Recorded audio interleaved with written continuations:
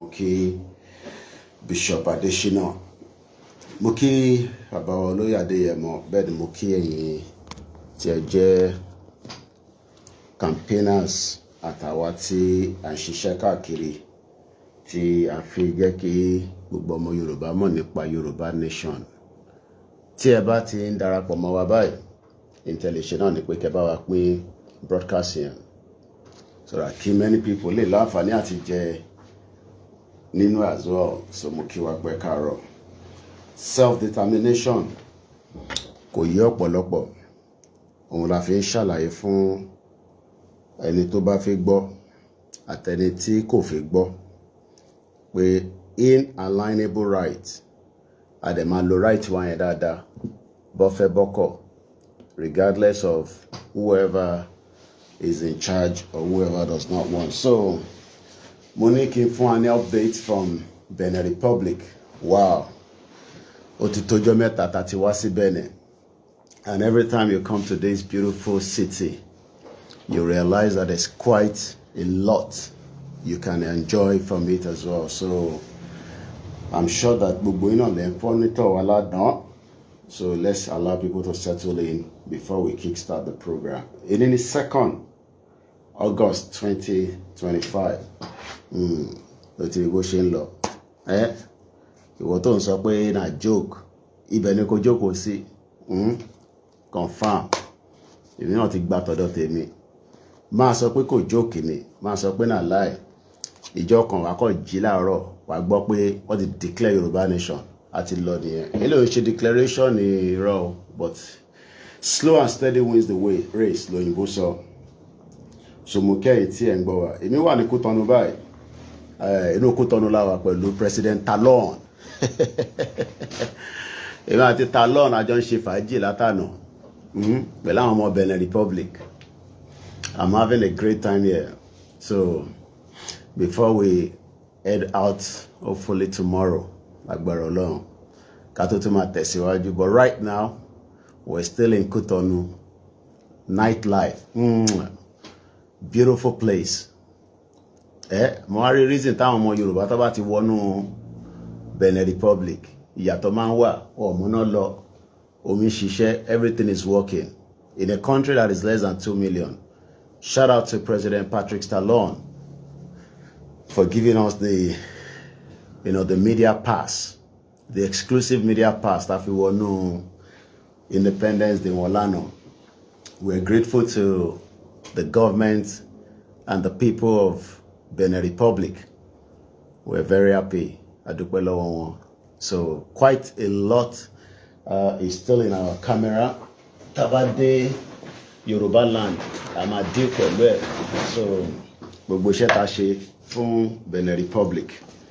This is what we are good at. Our staff were Moki Uban team me. They've been working round the clock. Moki director Koikimedia. So tomorrow, some of the team are heading out today, while myself and some other team were heading out hopefully tomorrow, if not Monday. I don't know when they book the flight. Mine is just to get on the plane and head out again. So Moki Bugbe, let me put on my glasses so that I can pick some of the comments. So Yoruba Nation is a project that will continue whether you like it or you don't like it. It's not our problem. Both problem uti eni kò ṣe problem tawa. Ìwọ ló know fe, àwa tá fẹ́, we will continue to forge ahead regardless of whether you like it or you don't like it. So on be yan si. Kò dẹ̀ ṣe ta máa sọ pé dandan everybody ó gbọ́dọ̀ fẹ́. Nígbà tó fi gba independent Nigeria, nígbà tó fi gba independent Nigeria, kò ṣe gbogbo èèyàn ló náà wọ́n fẹ́. So as long as those that want it, about the country, gbogbo ọmọ lọ manage ara wa níbẹ̀. But pé ní Yoruba Nation ní wáyé, you must be living in a different world. Níbi tí ilé ayé délé ní nísìn, ìwọ jókòó sójú kan, ó ń sọ pé Yoruba Nation yóò lè wáyé, Yoruba Nation wo lẹ fẹ́, Yoruba Nation wo ni, níbi tí ilé ayé dé nísìn, níbi tí ilé ayé dé nísìn, wàá jí níjọ́ kan wá bá rẹ̀ níbẹ̀. So mo kí Bishop Adesina for making it happen as well. Ayomi Kundamiju, good morning all the way in America. Àwọn Africa wọn wà ní Benin. Ẹ ti rí aṣọ táwọn staff mi ránṣẹ́ láìkẹ́. Ìdán pè ní Africa lélẹ̀. Mo dúpẹ́ lọ́wọ́ àwọn team wa that have literally worked tirelessly, back to back, non-stop, to make sure that we are looking very good and very sharp. Mo dúpẹ́ lọ́wọ́ Omitaf culture. Mo sọ fún yín, especially ìtẹ̀wà l'Amẹ́ríkà, tẹ́ bá fẹ́ aṣọ ìgbàlódé, tẹ́ iná fẹ́ máa look, tẹ́ fẹ́ dàbí àwọn tara Yoruba land, ẹ tètè kàn sí mi, kó bá yín gé aṣọ tó dá sọ́rùn, so that kẹ́ lè look good. Ẹ náà rí bó ṣe rí lára mi, bí báàgì lọ́wọ́ ìsàlẹ̀ yẹn. Ó lápò méjì báyìí, kò rẹ̀ ń ṣe aṣọ tẹ́ máa fi sínú washing machine tó máa tètè aṣọ tó dúró dáadáa ni. Mo kí ọmọlúàbí apparel America làwọn wà, àwọn ní Mr. Koiki, ìwọ ni bàbá Yoruba Nation. So ìwọ tó ṣe ń dáùtẹ̀ wo lórí Bishop Adesina ti mú tọ̀dọ̀ tèmi wá pẹ̀lú Pastor Agbola. Mo kí bàbá Kítóyè tó dé wá kí bàbá wọ̀ endorse tí wọ̀ endorse tó lóye ò sọ pé ẹ máa báṣẹ́ lọ púpọ̀ nù yín ẹ máa fẹnu wa rọ́ọ̀fù ni. Torí àwọn ọmọ Yorùbá ẹ̀yin ò fẹ́ nǹkan tó dá láyé. Tó bá jẹ́ pé Elon Musk ló ní ká ṣe Yorùbá passport, inú yín á dùn. Ẹ ń dúró kí Elon Musk wá sọ tá máa ṣe fún wa. Ṣé Elon Musk ló máa decide bá ṣe fẹ́ ṣe Yoruba Nation? Àbáwọn ló máa sọ bá ṣe máa ṣe. So ẹ jókòó sí America, kẹ jókòó sí UK, inú Africa lèmi wà báyìí. Kẹ máa sọ pé báyìí lẹ ṣe fẹ́, kẹ má tètè darapọ̀ mọ́. Kò tí ì dìjà, a ṣe ń bá diplomatic lọ. Ṣé orí tọkọ síbẹ̀? Unrepresented people and organization. Má béèrè pé ṣó lè fi gba visa. Wọ́n ní kò sì gbá dání tí bá ń travel nísìn. Tó bá tẹ̀ béèrè pé where are you from? I'm from Yoruba land. Ó lè máa ṣàfídáfìt. Kò gbọ́dọ̀ ṣàfídáfìt tó kàn fún àbọ̀ ọmọ Yorùbá ni wà lọ ṣàfídáfìt nílùú tó bá wà. Wà lọ ṣàfídáfìt pọ́mọ Yorùbá ni I am proudly indigene of Yoruba speaking community tó ṣì wà nínú Western Nigeria. Do hereby solemnly affirm as follow that I am humble, seek international assistance, and the law grant of a free pass to enable me to carry out my responsibility and humanitarian duties without hindrance. Number 3, that I make this declaration truthfully, respectfully, in line with my Yoruba heritage, in accordance with the law. Number 4, that I hereby confirm that this statement is correct and true to the best of my knowledge. Number 5, that this affidavit is now required for record and official purpose, that I make this affidavit in good faith in accordance with the oath law of Fitokusile. Máa sọ pé náà jò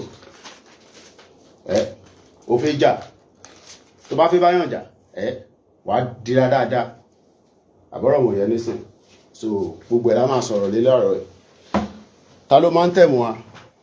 Ẹ jókòó sí America o, kẹ jókòó sí Canada, kẹ jókòó sí UK, kẹ fẹ́ báṣẹ́ jẹ́, ẹ fẹ́ báṣẹ́ bàbá Kítóyè jẹ́, ẹ fẹ́ báṣẹ́ Ìgbòho jẹ́, wọ́n béèrè security, wọ́n ní kẹ dá sọ̀rọ̀ security, òun ní kí ló dé tá lọ sí bíbà, kí ló dé tá ṣe báyìí, má fàwọ́ kún wọn. Kò jókòó sórí social media. Mo sọ fún ẹ pé orí social media kọ́ láti máa gba Yoruba Nation. Púpọ̀ nu yín ẹ sì máa ra ticket, ẹ máa wálé.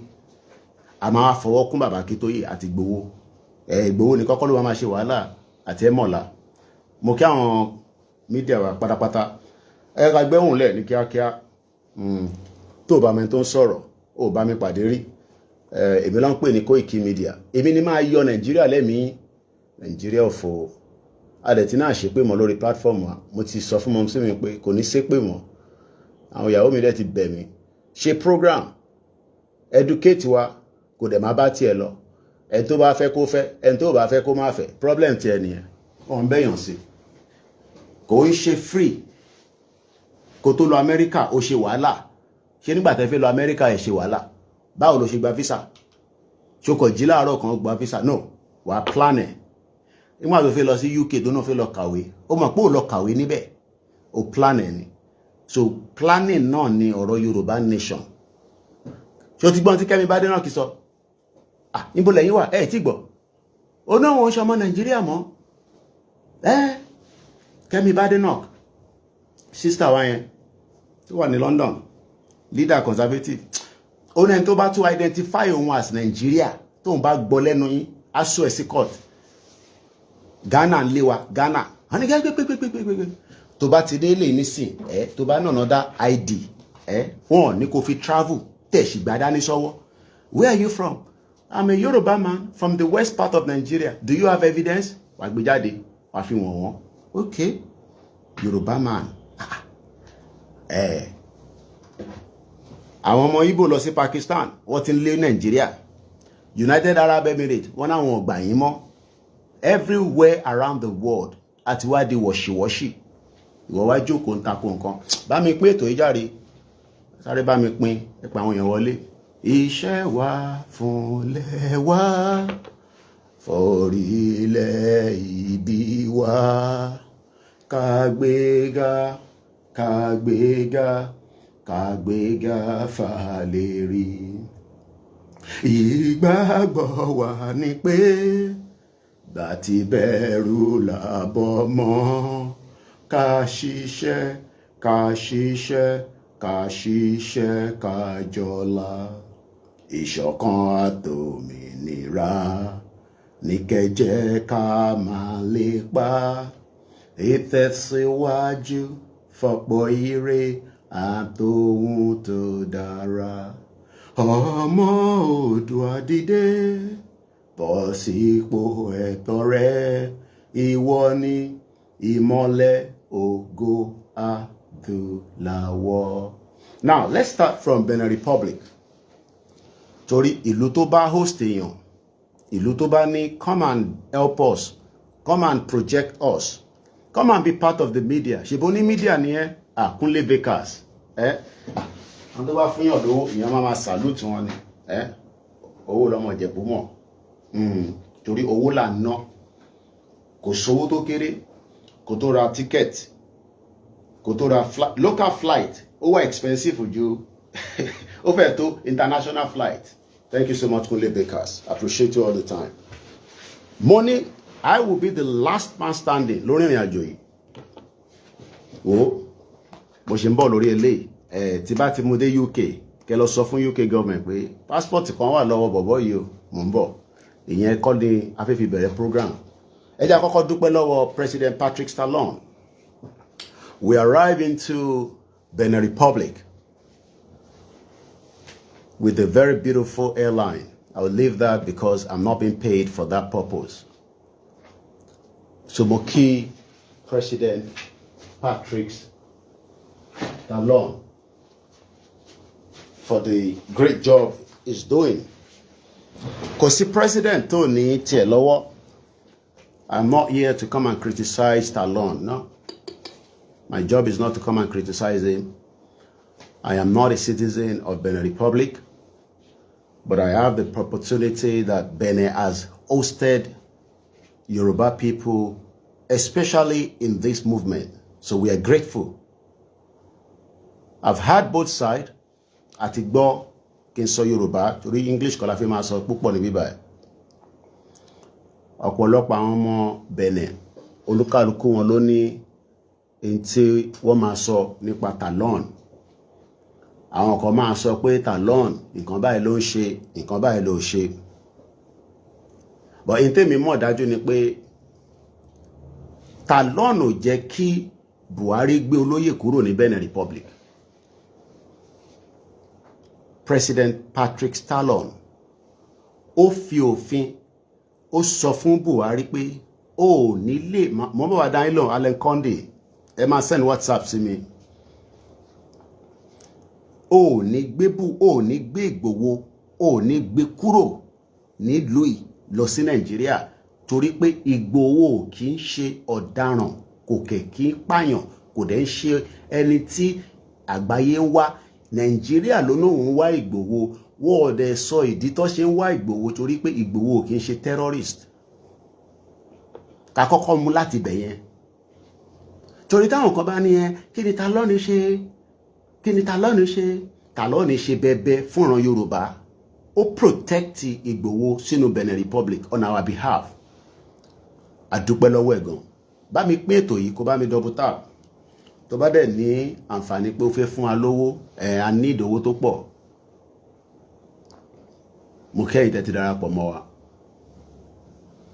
Bẹ́ẹ̀ni, I gotta promote heritage wa and culture. So tá bá ń dúpẹ́ ọpẹ́ wa pọ̀ gan. Ìgbòho Buhari ní kó lọ pa ní July 1st 2021 àti wà ní 2025 22 23 24 25 4 years ní Ìgbòho ti wà lẹ́yìn odi 4 years. Do you know what that means?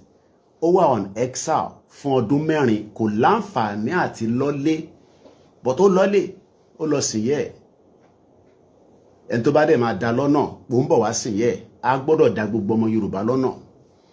Ẹni tó bá máa dá lọ́nà bó fẹ́ lọ bá àwọn bá ṣe lọ sí Ọ̀yọ́ gbogbo ọmọ Yorùbá pátá lè máa bá jà. But Ìgbòho ṣe nǹkan kan mo kí gbogbo yín tẹ́ ń darapọ̀ mọ́ Abíọ́dún George mo kí gbogbo yín lọ́tún lósì. A record ilé sí audio because a sì nínú studio wa a wà ní Kútọ́nù a very lively city. Arìnmọ́jú ni tílẹ̀ fi mọ́. Ọlọ́kadà tó gbé èmi ó like ọ̀kadà gan mọ́tò tó gbé fún mi ẹ gbé mọ́tò sẹ́gbẹ́ ẹ jẹ́ ń bá wọn ọ̀kadà kí n máa bá wọn káàkiri. Ọlọ́kadà ń béèrè pé where you from? Mo ní Nàìjíríà bọ̀ ilẹ̀ Yorùbá. Ó ní òun ló dánú méjèèjì. Mo ní Nàìjíríà kò tóbi bíi balloon kò sí nǹkankan nínú ẹ̀ fúnni tó bá mo ní fúnni. So ká kọ́kọ́ lọ dúpẹ́ lọ́wọ́ President Patrick Talon. Ẹ jẹ́ n sọ òyìnbó níbẹ̀. We're grateful to you, sir, President Patrick Talon. In case you come across this video, my name is OLAYOMI KOIKI, one of the media that did the coverage at the Independence Day yesterday. We hope that one day you would have, or we would have the privilege to sit down with you and have a one-on-one interview. Anyone that knows that, let us get the message to Talon. But we are grateful that you gave us the media opportunity to broadcast from Benin Republic officially yesterday for the 65 years of independence from France in 1960, August 1st precisely. So we're grateful. We are grateful that you have been able to host one of our eminent son and father in this country after they were chased out of Nigeria for a crime that they never committed. We are grateful that as the federal government wanted Igboho to be removed from Benin Republic and returned back to Nigeria, the law of Benin Republic did exactly what it's meant to do by making sure that Igboho will not be returned back to Nigeria. 4 years down the line, Igboho still lives in Cotonou and also lives in Germany. Baba Akintoye, the leader of the Yoruba Nation, Professor Akintoye, still lives right here as well in Benin Republic. And we are grateful that many Yoruba people in the last 4 years, including myself, have visited this particular beautiful city. And we hope we can do more in the near future with this country, hopefully when an independent Yoruba country stands on its own. But for now, it is still a campaign and a movement towards the actualization of an independent Yoruba country. Ẹ jẹ́ ká padà sí the Independence Day. Like I said, I want to Benin, and kò ń ṣàkọ́kọ́ tí máa wá. But yesterday, day before yesterday and the previous days have been fantastic. Flags all over the town, cities, even in the rural area. It shows that ìlú tí ó fẹ́ tẹ̀síwájú, tourism is booming, security ò lè compare sí ti Nigeria. But nǹkan kan tí mo rí ńbẹ̀ ni pé wọ́n dáwọ́ dúró. I have traveled to a few ends of the country in the last couple of months. Tatinwa, I lost say door of no return. Níbi táwọn òyìnbó kó ẹrú gbà. Gbogbo wa la rí some of the event tó ṣẹlẹ̀ lánàá right here in Cotonou where the parade ground was. Into ẹ kí wọ́n máa rò nísìn ni pé bó ṣe jẹ́ kí ìran Yorùbá náà bẹ̀rẹ̀ sí ronú nìyẹn. Táwa náà máa dá dúró. Tá máa ní gbogbo tí ẹ̀rí lánàá yẹn. They have many different architects of security. Tó dẹ̀ ń defend wọn, tó ń protect wọn. Èyí tó wà Nàìjíríà àti mọ̀ pé Boko Haram àti terrorist ni gbogbo wọn látòkè délẹ̀ pátá. Mo ń wo sister mi Àṣàkẹ́, the deputy chairman of the Yoruba World Media. Àwọn tí wọ́n mú sí Kwara State, Kwara lásán tó jìnnà sí Aso Rock. Wọ́n rìn kí sójà lọ rescue wọn. Wọ́n ní kó lọ mú 50 million wá. Wọ́n kidnap àwọn kan náà ní many places across Nigeria. So security-wise, Nigeria is gone. Security-wise, okay? But in tó ṣe ń confuse àwọn ọmọ Yorùbá ni pé torí Jagaban, pé Jagaban máa ṣe bẹ̀bẹ̀ fún yín.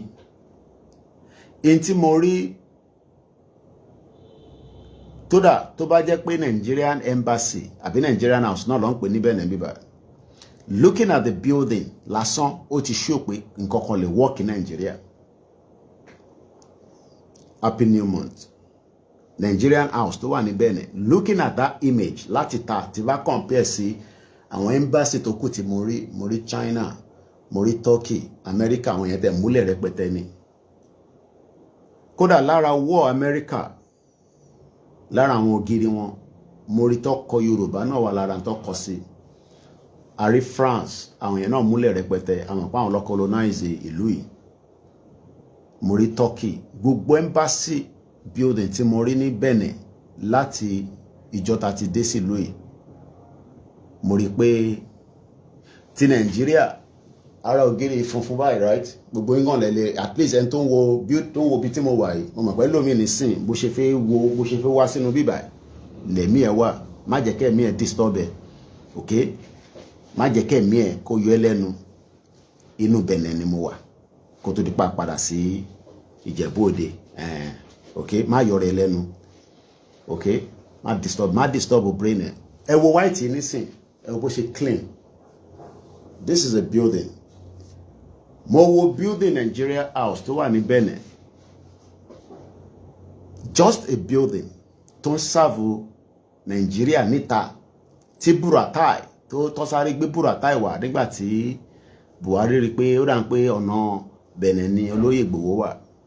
Tí Buratai lọ bá Ìgbòho nínú ibi tó fi sí níjọ́ náà lọ́hùn tó ń sọ fún Ìgbòho pé kó gba blank check, kó kọ iye tó bá fẹ́, kó abandon Yoruba Nation. Ìgbòho ní you be Fulani man, òun ní ṣe bẹ́ẹ̀. Building yẹn ti indicate bí Nigeria ṣe rí. So ìwọ tó ń ṣe argue pé Nigeria máa da, building tó wà ní Benin tó jẹ́ Nigerian house bó ṣe wà dilapidated yẹn náà bẹ́ẹ̀ náà ni Nigeria ṣe rí. The same thing náà ni ní London no. Ìgbà tá pariwo mọ́ wọn títí mo bá grandma wa kan sọ̀rọ̀ lánàá lá America. Mo dúpẹ́ lọ́wọ́ gbogbo ẹ̀yin tẹ́ ń support wa, especially ẹ̀yin tẹ́ mọ̀ pé mo ti wà l'Africa.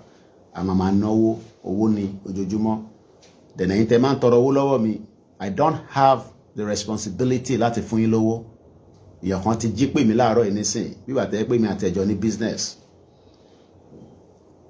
èmi náà ní bùkátà tèmi mo ní àwọn staff mi tá à ń ránṣẹ́ ní almost on a daily basis staff mi tó lọ sékìtì òmù àwọn ọmọ Èkìtì gan fún wa lówó ọba abẹ̀yàn fún wa lówó tẹ́ bá rí tá à ń káàkiri yẹn it's not like they're paying us ìgbà míì la máa àṣẹ̀ṣẹ̀ èwo ni ká lọ èwo ni ká má lọ pé ó kọ̀ lọ lásán ó lé tó cost wa adúpẹ́ fún event ọ̀ṣẹ̀ bọ́wọ̀ fún wa lówó it's not like a lọ cover wọn fún wa lówó but a kọ̀ lọ project jáde ni ọ̀la nísìn wọ́n fi ṣe Èkìtì rè ibi tí Ṣàngó wọlé sí wọ́n ti ń pè wá nísìn ṣàmáwá but they don't have money to give us so tí bá wá ń fẹ́yìn lówó táwọn staff mi bá fi wá travel àárọ̀ yìí nísìn àwọn kan tún travel láàárọ̀ yìí nísìn for every time 2 staff travel ó lè tó ń jábọ́ lápò mi so ẹ máa send message sí mi pé ẹ mo gbọ́dọ̀ fún yín lówó náà purpose ta ṣe ń jà pé ká tètè gbára wa lẹ́nìyẹn mo mọ̀ pé nǹkan lé Nàìjíríà younger brother mi gan tó béèrè owó mo ní mo ò ní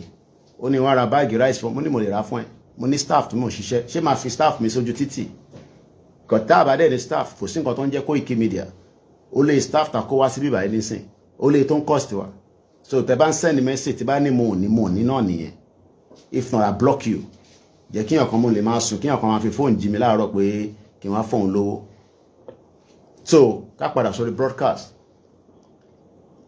láti ìgbà tá a ti dé sí Benin ní tí mo notice ni pé gbogbo àwọn tí mò ń béèrè lọ́wọ́ ẹ̀ tá bá pàdé wọ́n ní táwọn bá ti cross border tó bá ti wọnú Benin báyìí wọ́n ní ṣe ni ẹ̀mí àwọn ó máa ń tutù gbogbo nǹkan máa calm but táwọn bá tutù cross border padà sínú Nàìjíríà gbogbo nǹkan máa high tension kí ló ń fà kí lẹ̀yin rò pé ó ń fà kí lẹ̀yin rò pé ó ń fà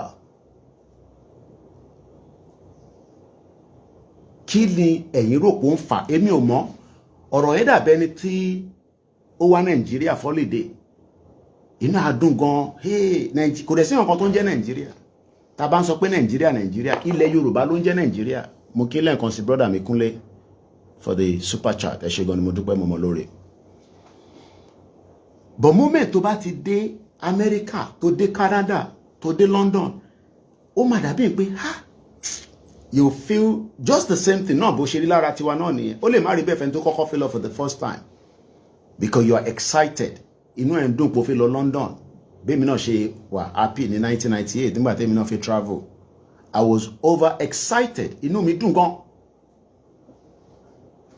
inú mi máa ń dùn gan pé pé mo fi lọ London but after tí mo ti gbé ní London for 15 years àwọn tẹ̀ kọ́kọ́ fìyà tó bá ní wọ́n fìyà jẹyàn wọ́n fìyà jẹ mí torí wọ́n tètè fún mi níwèé kò dẹ̀ ṣe pé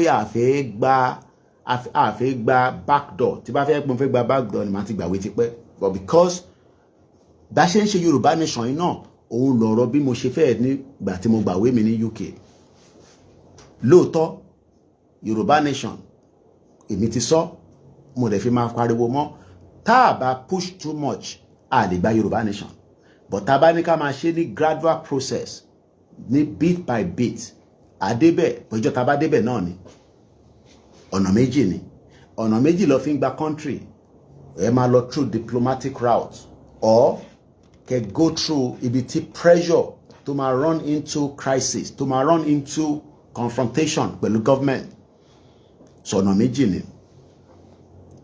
mo tún béèrè àwọn ọmọ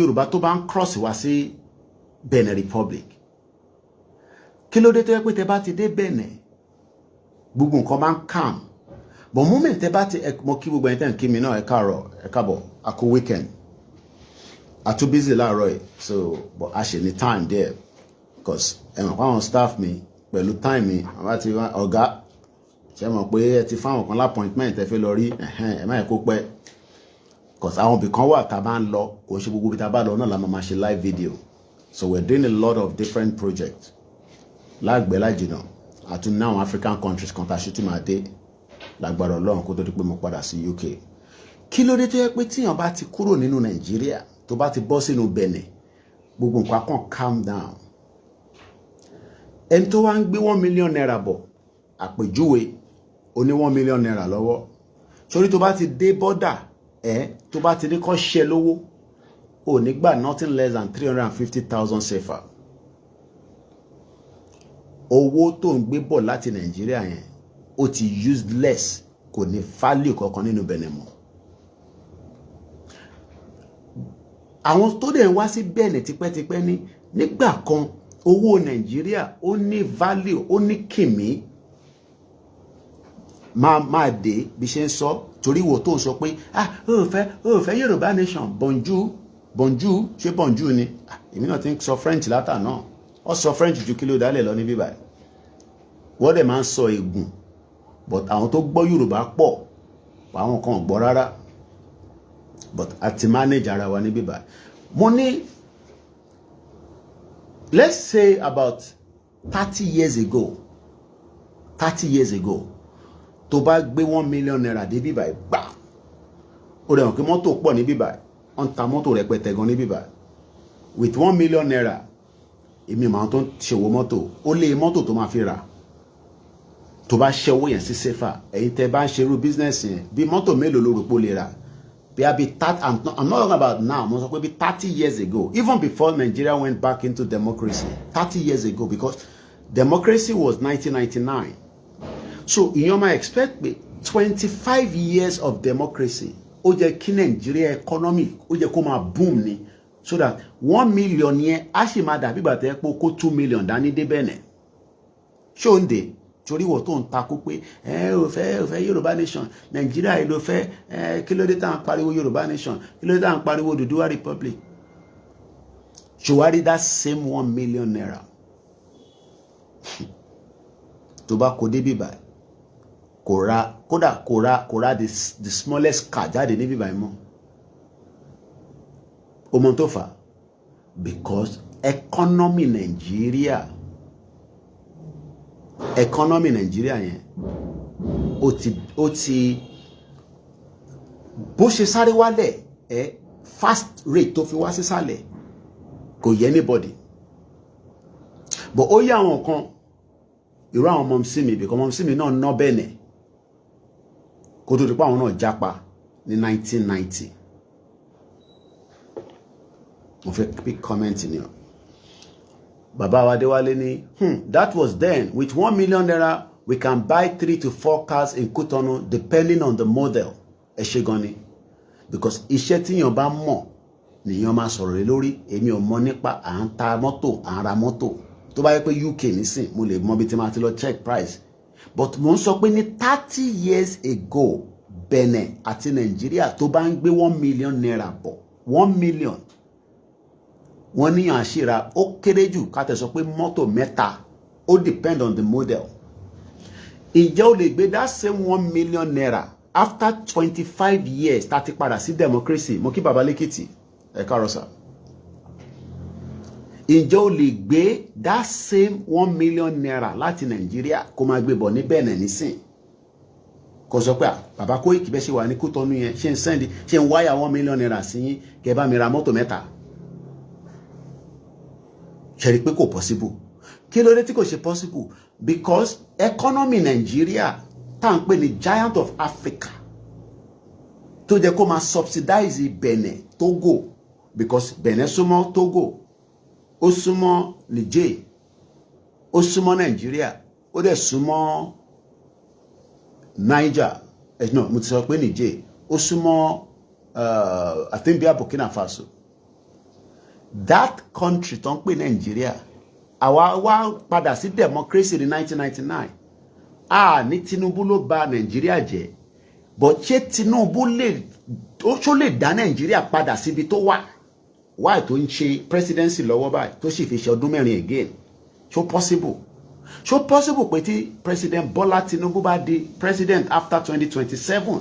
Àdúrà tèmi kọ́ nìyẹn. Àdúrà tèmi ni pé kí Yorùbá ti lọ ká ti bá tiwa máa lọ ní kíákíá, ká lọ build economy tiwa, ká lọ ní ìwé ìrìnnà tiwa tó yẹ pé passport tó bá mú British passport dání àyà níbi tó ní fi wọ̀, tó bá gbé American passport dání, Japan, àwọn Canada, but tó bá gbé Nigerian passport dání kò gbé lọ sí anywhere.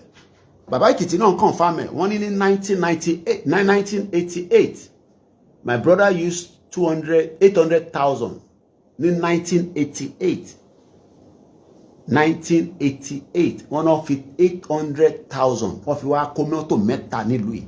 Ṣebí ó yẹ kí that same 800,000 ní 2025 ó yẹ kó lè gbé, nígbà yẹn tó bá ń gbé mọ́tò mẹ́ta ó yẹ kó lè gbé mọ́tò mẹ́fà. O mọ reason tó ṣe máa gbé mọ́tò mẹ́fà? Ìdí ni pé owó Nàìjíríà ó máa strong gan débi pé tó bá sì gbé dé Benin, just like bí yàn ṣe gbé dọ́là tó ń gbé bọ̀ ní Nàìjíríà àti pounds, ṣó mọ̀ pé tó bá mú 10 pounds dání nísìn, 10 pounds will give us about 20,000 naira. Kí ló wá dé tí Nàìjíríà tó jẹ́ the giant of Africa, òun ló yẹ kó jẹ́ big brother fáwọn ìlú yìí kó máa fara tì, kó máa fara nù? Gbogbo tó bá jẹ nílùú yìí, mo dé supermarket wọn, imported ní gbogbo tó wà nínú supermarket yẹn. Ẹ ṣé gan-an tẹ́ ń gbọ́ mi láti Kogi State. Ṣé mọ̀ pé ó jẹ́ kí Nàìjíríà òun ló yẹ kó máa jẹ́ subsidy fún Benin Republic, ó yẹ pé tára bá fẹ́ ní Benin kó fara ti Nàìjíríà. Àwọn ará Nàìjíríà tí wọ́n ń sá kúrò nínú Nàìjíríà, wọ́n wá ń gbé nínú Benin. Ẹlòmíì ò gbé ń bẹ̀ o, akọni kóun wá tó bá dé Benin, wọ́n ní tí wọ́n bá cross wọ Benin báyìí, ṣe dàtẹ́gùn kan máa ń fẹ́ síyàn lára. Kí ló fà á? Ìdí tá ṣe ń sọ pé Tinubu, ìyẹn Jagaban, President Bola Ahmed Tinubu, òun kọ́ ló da Nàìjíríà rú, òun kọ́ ló destroy Nàìjíríà, but so possible pé ó lè gbé Nàìjíríà padà síbi tó wà tẹ́lẹ̀. Ó ti fẹ́ ṣe ọdún mẹ́rin ti tán báyìí, kò sí politics wọ́n ṣe nísìn, kò sí government mọ́, kò sí governance kankan mọ́. Gbogbo tó kù nísìn ni pé just beat and beat. Ẹ má bínú, kò networking over very strong. Ṣé President Bola Tinubu lè gbé Nàìjíríà padà to the glory days níbi tó wà tẹ́lẹ̀? Why then lẹ́yìn ṣe fi wá defend that same Nigeria? Ṣé APC lè gbé Nàìjíríà padà lọ síbi tó wà tẹ́lẹ̀? Ṣé ADC lè gbé padà? Ṣé PDP lè gbé padà?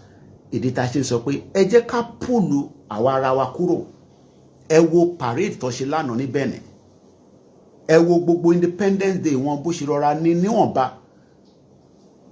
Wọn ò ní nǹkan púpọ̀ lóòótọ́, but wọ́n manage ara wọn. Àwọn ọmọ ìlú náà complain o. Àwọn ọmọ ìlú wọn complain, like I said. But at least after 65 years, àwọn náà ń tẹ̀síwájú.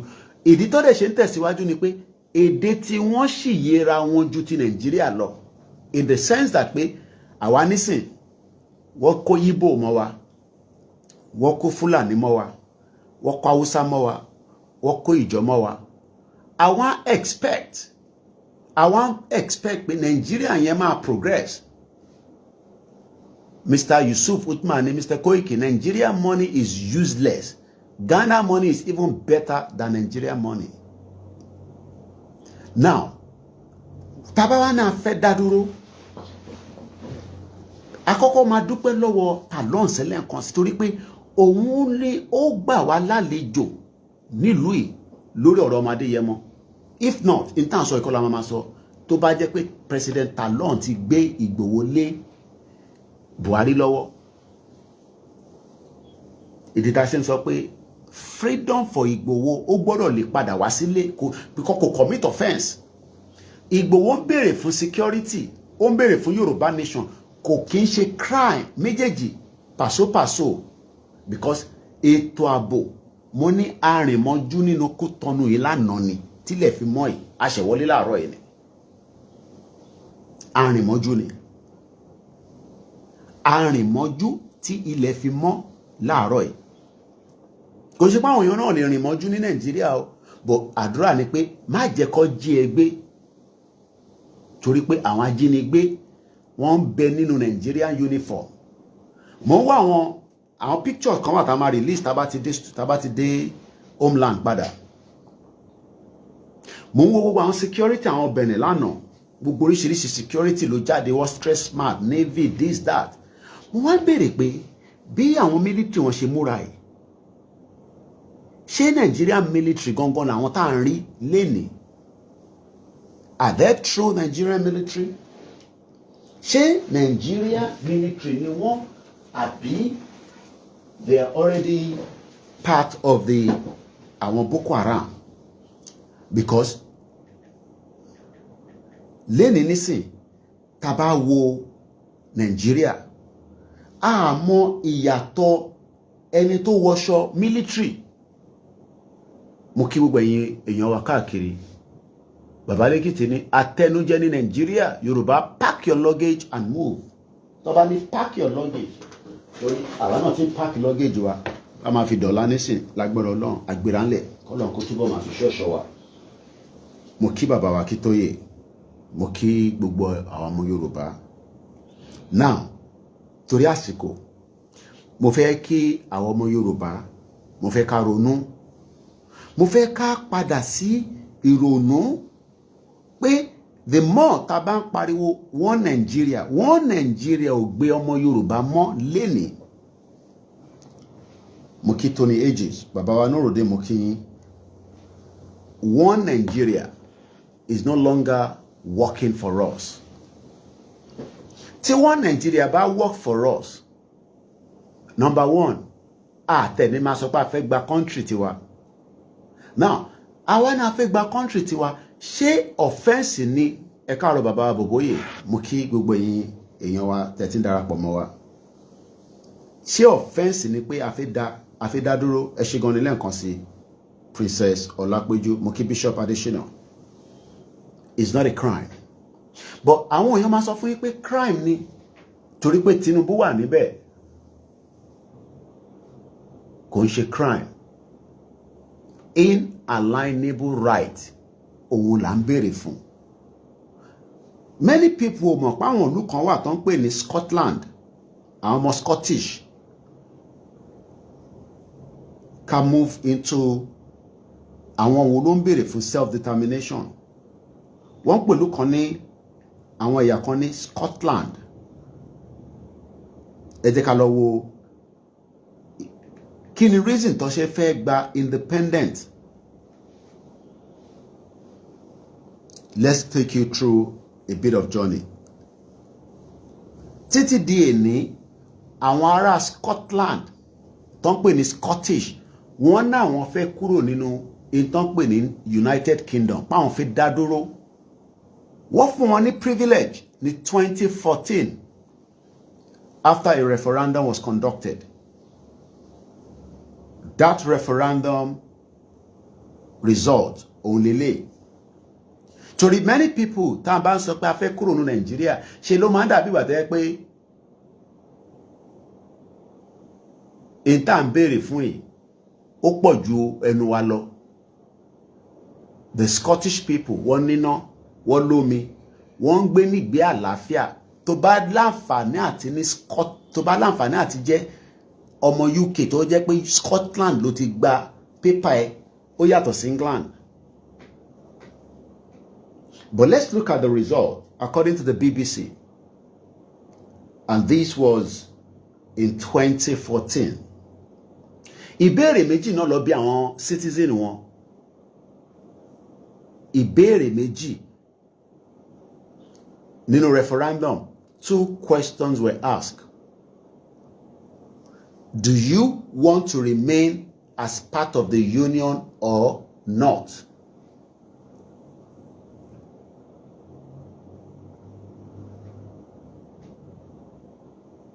Ìbéèrè méjì ni. Scotland has voted against becoming an independent country,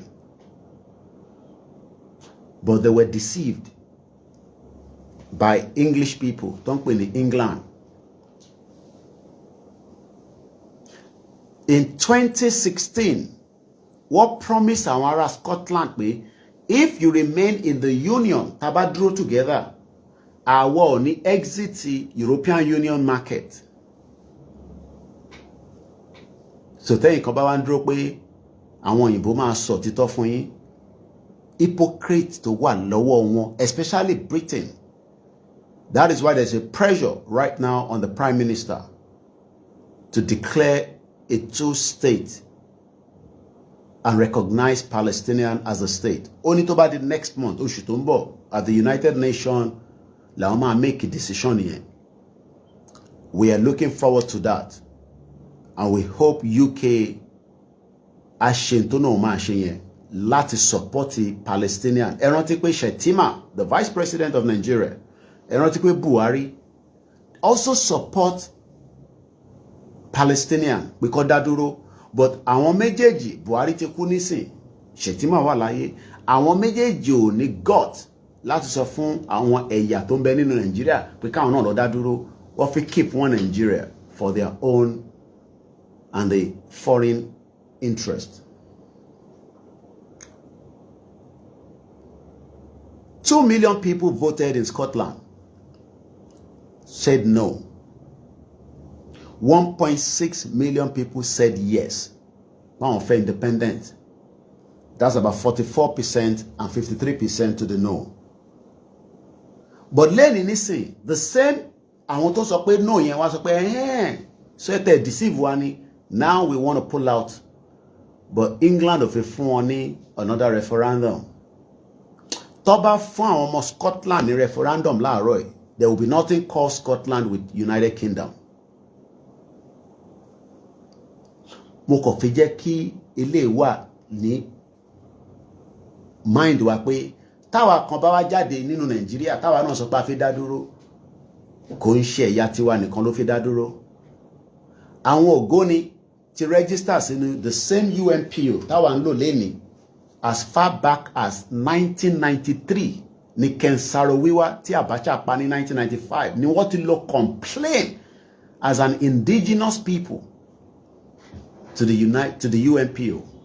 The same UNPO 1993 táwa àwa Yorùbá sì fi kú sínú Nàìjíríà torí MKO Abiola ṣe rántí pé the same problem ta ní nìyẹn gbà yẹn náà. MKO is our man o Fúlàní padà pàdánù ni wọ́n yanjú ẹ̀ dànù wọ́n pa sàbújá dànù. Nígbà táwa sọ pé a fẹ́ lọ dìbò 1993 tá dìbò yẹn fáwọn tó láǹfààní àti dìbò because I was in secondary school then Abẹ́òkúta grammar school. Gbogbo àwọn tó dìbò àìmọye àwọn tó padà kú nígbà tí wàhálà yẹn ṣẹlẹ̀ tí wọ́n ṣe kíni tí wọ́n gbé ìbò yẹn fún Abiola. Abiola eventually died in the custody of the Fulanis. Àwọn Ken Saro-Wiwa, àwọn Ogoni, àwọn tí lọ report ara wọn fún UNPO ní 1993. Ẹ imagine tó bá jẹ́ pé àwọn tó máa náà wọ́n ṣe Yoruba Nation. À ń ṣe Yoruba Nation àti wà lẹ́nu. Kí ló dé tẹ̀yàn lọ register sí UNPO kẹ́ lọ complain. Mo kí ẹ bàbá ìyá mi Yàlá Lùbáríkà mo rẹ̀ mí of our time. Ẹ tí sùn ni. Ìyálájé Lady K. Àdúpẹ́ fún yín fún ṣe rabirabi tọ́lọ̀ fún yín. Mo ti bá yín dúpẹ́ lọ́wọ́ Talon torí òun ni kò jẹ́ kí wọ́n mú Ìgbòho padà lọ sí Nàìjíríà. Because ẹ lè imagine nígbà tó lọ invade ilé Ìgbòho àdúpẹ́ pé wọ́n rí Lady K pa síbẹ̀ wọ́n pa Dògán wọ́n pa Lájí Fatai. Ẹ imagine ní time yẹn tó bá yẹ pé time yẹn náà lọ tún wá mú Ìgbòho lọ sí Àbújá. Ṣé mọ̀ pé a lot of people will have serious because in tó fi ṣe fún Nnamdi Kanu òun ló fi ṣe fún Ìgbòho ní July nígbà tí wọ́n pin ẹ̀ mọ́lẹ̀ níbí báyìí. Bá dúpẹ́ fún bàbá Kítóyè that made that phone call and say no ọmọ wa lélẹ́yìí o ilé òun ṣọ̀daràn. In tá à ń sọ yìí lọ́dún mẹ́rin kọ́ la máa sọ but àwọn ọmọ Yorùbá nísìn tó bá rí Lady K nísìn kábàkàbà ló máa sọ tó bá rá àwọn tá ń ṣe Yorùbá Nation wọ́n máa sọ ká wọ́n máa ń rò pé àwa nìkan la náà fẹ́ country ìyẹn mo ṣe lọ mú Scotland jáde ìwọ ọmọ Yorùbá Nation dẹ̀ fi lọ sí Scotland táyè bá gba púpọ̀ nù yín tẹ̀ náà fẹ́ Yorùbá Nation tó bá ní visa tí tá bá sọ pé a ní 30 visa kí n fún Lady K ní 5 bàbá Kíté 5 ẹ bá mi pa àwọn èèyàn lórí show yín visa tó jẹ́ níò kó wá gba visa Scotland. Àwọn tó náwọn fẹ́ Yorùbá country àwọn ló máa kọ́kọ́ náwó pé a fẹ́ lọ Scotland. The same Scotland tẹ́ fẹ́ lọ yẹn àwọn ará Scottish náà wọ́n fẹ́ dá dúró bí ìlú tiwọn. Àwọn ò fẹ́ ní kankan ṣe pẹ̀lú UK. Scotland ni Mayegun wà brother wa yẹn Mayegun general. Scotland ló ń gbé kó lè mọ̀ yàtọ̀. England lèmi ń gbé. A kàn máa ń gbọ́ London kò sí. London is the capital city, but England, Wales ní Káyọ̀dé mọ̀ láwà níbi tó lóye lọ ní last year October tó wá sí London ta lọ sí Wales ó di mẹ́ta. Then wọ́n tún pè bí kan Northern Ireland àwọn kan tó wà sórí àwọn Ireland yẹn àwọn bẹ̀ ní side ibi tí ìyàwó yẹn wà, ìyàwó Easterbird. Gbogbo àwọn yẹn nísìn, Ireland is a small one or two Ireland, ìlú kékeré ni. Olúkálùkù wọn ń ṣèjọba tiẹ̀. But ìwọ ọmọ Yorùbá nítorí politics 2027 ó ń tako ìran Yorùbá tó ní kóhun náà gbọ́ òmìnira tiẹ̀ kó dá dúró. A dẹ̀ fẹ́ tàjẹ̀ sílẹ̀, a fẹ́ lọ ní wọ́rọ́wọ́. But tá bá wá ń ṣe àwọn ìgbésẹ̀ pé ọ̀nà báyìí la lè gbà ká ṣe báyìí ẹ máa question ní táwọn tó ń ṣiṣẹ́. Mo ti ní sórí diplomatic passport mi lélẹ̀ ẹ wá gbà kúrò lọ́wọ́ mi.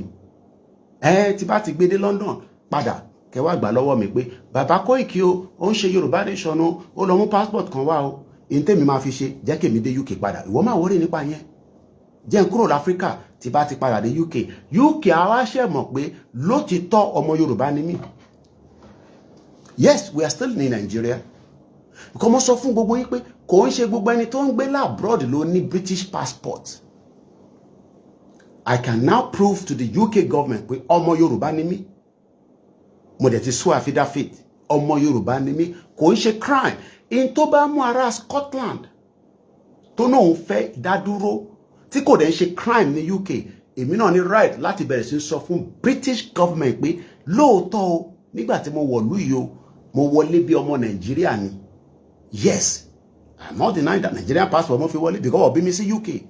But ṣó mọ̀ pé last born wa mo máa ń sọ because mom sí mi ní right láti bí mi sí UK ní 1978. I am 40 tó bá calculate. But mom sí mi ní Nàìjíríà wà okay. Ọkọ ẹ lówó òun náà lówó ìyà ò jẹ wá láti kékeré èmi ò gbé nínú face my mo máa sọ ìyà ò jẹ mí tí mo fi kúrò Nàìjíríà but mo jápa ni. I could have been born in the UK in 1978 and I would have had a British passport because in 1978 tó bá bí ẹ sí UK you are automatic British citizen. Òun ni Donald Trump ní òun fẹ́ yẹn mọ́ nísìn. Wọ́n dẹ̀ ti sọ fẹ́yìn tẹ́ wà Nàìjíríà tó fẹ́ lọ bímọ sí Amẹ́ríkà pé tó bá lóyún tó náà fẹ́ lọ bímọ sí Amẹ́ríkà wò Ọlọ́run má jẹ́ kó ṣẹ̀wọ̀n. Ṣé gbogbo èèyàn ló máa fún ní visa lọ sí Canada? Ṣé gbogbo èèyàn ló máa fún visa lọ sí this and that? Do you know how many Yoruba people ló wà lábúlé wa nísìn tí wọ́n níná wọ́n lóúnjẹ ebi ń pa wọ́n Fúlàní pa wọ́n economy ò ṣiṣẹ́ fún wọn? Mo ní tó bá mú 1 million naira dénú Benin inú Benin lèmi wà báyìí nísìn kò ní value kankan mọ́. So tá bá wá ní a fẹ́ kúrò nínú Nàìjíríà ìyẹn ò ń ṣe ìjà kò ń ṣe pàǹbá ní Tinubu ló bà Nàìjíríà jẹ́ ẹ gbọ́ mi dáadáa Nàìjíríà ti bàjẹ́ kí Tinubu tó dé bọ̀ ṣé President Bọ́lá Tinubu Jagaban ṣó lè bá wa tún Nàìjíríà ṣe ká padà wá ká wá máa gbé Nàìjíríà nílùú tó lè tọ́jú arúgbó ìlú tó lè àdúrà ni pé kó má sick nínú Nàìjíríà. Àwọn èèyàn sick wọ́n fi àgbo tẹ̀ but àwọn àìsàn kan wà kọ́kọ́ lọ sí hospital. Kò ń ṣe gbogbo àìsàn ní spiritual ìtó bá dẹ̀ jẹ́ spiritual àwọn pastor a máa ṣàdúrà lé lórí wòlíì a máa ṣàdúrà ẹlẹ́bọ a máa ṣe tiẹ̀. But mo fẹ́ dúró lórí ọ̀rọ̀ Scotland because ṣé lẹ́lòmíì máa ń rò pé bí àwa Lédìkè jáde lẹ́ni Yorùbáwùyí jáde gbogbo wa ń jáde Bàbá Èkìtì jáde Masbi jáde Ìyédára jáde gbogbo wa ń jáde Yorùbá World Media. Èmi àtàwọn alájà Queen ara àtẹ just because iṣẹ́ tèmi ṣe lánàá I missed them yesterday because àwọn náà wà ní Kútọ́nù lánàá. But àwa busy pẹ̀lú President Talon because we are here for a work and we have to deliver the job. Because iṣẹ́ tí mò ń ṣe tẹ́lẹ̀ òun náà nìyẹn. We bring the world closer to your doorstep. So tá bá ń sọ pé ìlú fẹ́ dá dúró ẹ má wà against ẹ pé bí ìgbà tó jẹ́ pé àwa ní ọ̀tálẹ̀ Yorùbá kì í ṣe ọ̀tálẹ̀ Yorùbá. Ṣé báwọn ọmọ Ìgbò ṣe ń ṣe fún wa nísìn ṣé ó tẹ́ wa lọ́rùn? Ṣé báwọn Chinese ṣe ń ṣe fún wa? Èmi ọmọ Ìjẹ̀bú Òde China àwọn Chinese wá ń blọ́ọ̀kì àwọn àdúgbò kan ní Ìjẹ̀bú Òde lógùn state wọn náà lè gbàbẹ̀ kọjá ṣé bí Dangote ṣe ń ṣe yẹn ló tẹ́ wa lọ́rùn? Kò ń ṣe pé a ní business partner nínú Nàìjíríà, nínú ilẹ̀ Yorùbá, but wọ́n máa lọ with our own constitution. Mo fìfẹ́ dúró lórí ọ̀rọ̀ Scotland because tá bá ń sọ̀rọ̀ pé a fẹ́ dá dúró, a fẹ́ gba country, many Yoruba people máa ń takò pé kí ló dé tẹ̀ ń wá wàhálà ẹ̀yin ará bíi kí níṣẹ́ mi ni. Britain kó gbogbo àpapọ̀ ní 1914 wọ́n pè ní Nàìjíríà. Àwa ń challenge that amalgamation pé ṣé amalgamation yìí ṣó ṣe wà valid? Kò wà valid mọ́, ó ti expire. Wọ́n ní tá bá ti ṣe 100 years kólúkálukú kó padà sórí round table ká gbé yẹ̀wò. Àwọn kan ní a fẹ́ restructure, àwọn kan mú tẹ̀tún wọ́pọ̀ náà, àwọn kan tó fẹ́ dá Yorùbá Confederation kìíní kan sílẹ̀. Ó lè ní gbogbo yín. A ti wà lórí ìrìn àjò pé ká dá dúró self determination, kò sí kankan tó ń jẹ́ Yorùbá Confederate, irọ́ ni gbogbo ẹ̀. Self determination ni kí gbogbo ọmọ Yorùbá dúró lórí, ká pull the structure down. Ká béèrè lọ́wọ́ àwọn gómìnà wa pé kí ló dé tẹ́yin ò fẹ́ Yorùbá nation? Kí ló dé? Kí ni reason tẹ́yin ò fẹ́? Mo sọ fún yín ní jẹta àbí jẹrin nísìn, sometime last week. Ajimobi fi Ọ̀yọ́ state ya $200 million. Ìwọ ọmọ Ọ̀yọ́ state ṣó jẹ nínú owó yẹn? Kí ló fi ṣe? The same thing ní gbogbo wọn. So ẹ jẹ́ ká ṣe dúró lórí Scotland. Torí pé àfẹ́pẹ́ àdẹ̀ ti ṣe 1 hour. Let's go back to kí ló dé táwọn ará Scotland tó ṣì ń dì even after wọ́n fún ọ láǹfààní pé kó dìbò ní 2014. Àwọn tó náà wọn fẹ́ tẹ́lẹ̀ wọ́n wá ṣe realize pé no, a gbọ́dọ̀ gbà because right wa ni. Let's go back to the Scottish people.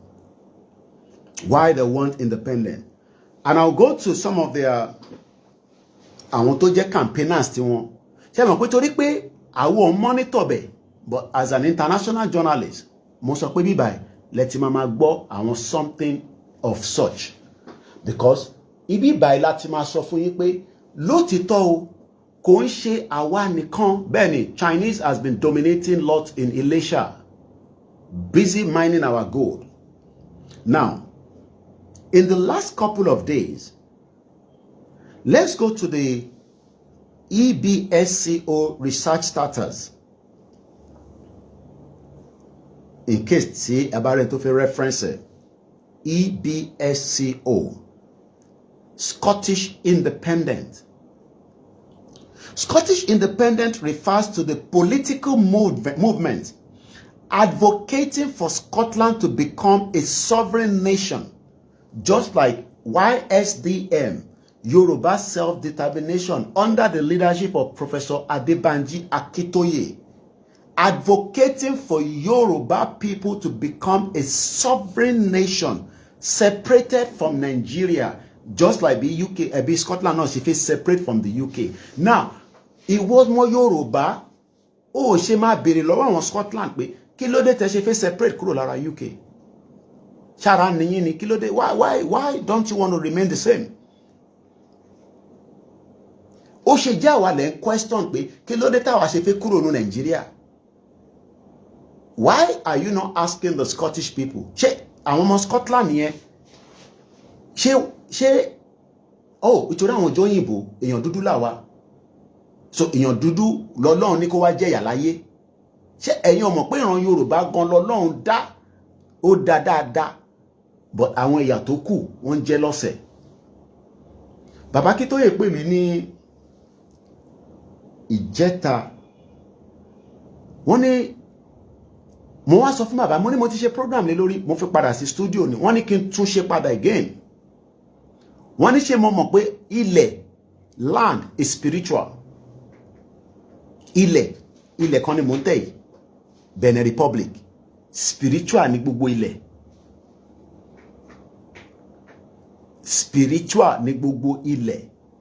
In tó bá ti mú ẹ kúrò nínú Nigeria tó náà lọ sí Jerusalem, ilẹ̀ kan ló ń lọ yẹn is their own spiritual being. In tó bá mú ẹ kúrò Nigeria ó lọ sí Saudi Arabia, spiritual being kan ló ń lọ yẹn. Tó bá dẹ̀ tó wá sí ilẹ̀ Yorùbá, spiritual náà ni. but ilẹ̀ kan làwa wá fẹ́ kó gbà kúrò lọ́wọ́ wa for what?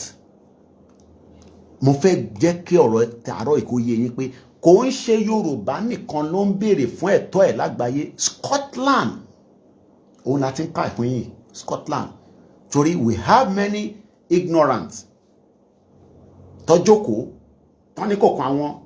Now ṣe wá ra àwọn tó jọmọ Yorùbá tó bá ń bẹ ní Scotland tó wà against Yoruba Nation, irú àwọn èèyàn bẹ́ẹ̀ kí ni ká ṣe fún wọn? Àwọn ọmọ Yorùbá tó bá ń bẹ ní UK tí wọ́n dẹ̀ mọ̀ pé Scotland ń béèrè fẹ́tọ̀ wọn àmọ́ àwọn ń tako ìran Yorùbá tó náà ń fẹ́ Yoruba Nation, kí ni ká ṣe fún wọn? Ìbéèrè ni o. Kí ni ká ṣe fún àwọn èèyàn bẹ́ẹ̀? Ẹ gbọ́ mi yé. We have Yoruba people living in the United Kingdom. But every time táwa bá ń sọ pé a fẹ́ Yoruba country, olè ni wọ́n, onírọ́ ni wọ́n, but the same people ń gbọ́ pé àwọn ará Scotland náà fi exit UK. Even tó bá gbé ní Scotland, wọ́n ń gbọ́ sétí because ojoojúmọ́ ni àwọn ará Scotland náà ń béèrè fún right wọn. Irú àwọn Yorùbá bẹ́ẹ̀ kí ni ká ṣe fún wọn? You can see why I said there are some Yoruba people that are selfish. Àwọn ní kẹ́ lọ máa gbàdúrà pé Nàìjíríà máa dá. Whereas àwọn tó wà ní Scotland ò gbàdúrà pé Ọlọ́run jẹ́ kí Scotland, Ọlọ́run jẹ́ kí àwọn àjọṣepọ̀ àwọn àti UK kó ṣì wà. Wọ́n fẹ́ kúrò, wọ́n fẹ́ dá dúró, wọ́n fẹ́ gba òmìnira wọn, wọ́n fẹ́ control resources wọn, wọ́n fẹ́ máa rán ìlú wọn níṣẹ́ tí kò ní kọ. Even though as of today, mo ti sọ many times, the whole of United Kingdom, tá bá sọ pé United Kingdom, the whole of United Kingdom láàárọ̀ yìí, United Kingdom consists of how many countries? The United Kingdom, tá ń pè ní UK,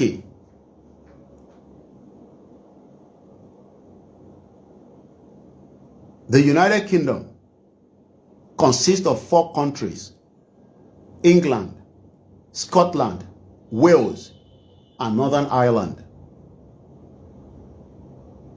Èdè Scottish yàtọ̀ sí èdè English. Èèyàn kan sọ pé the Scottish people asking for independence are lesser than the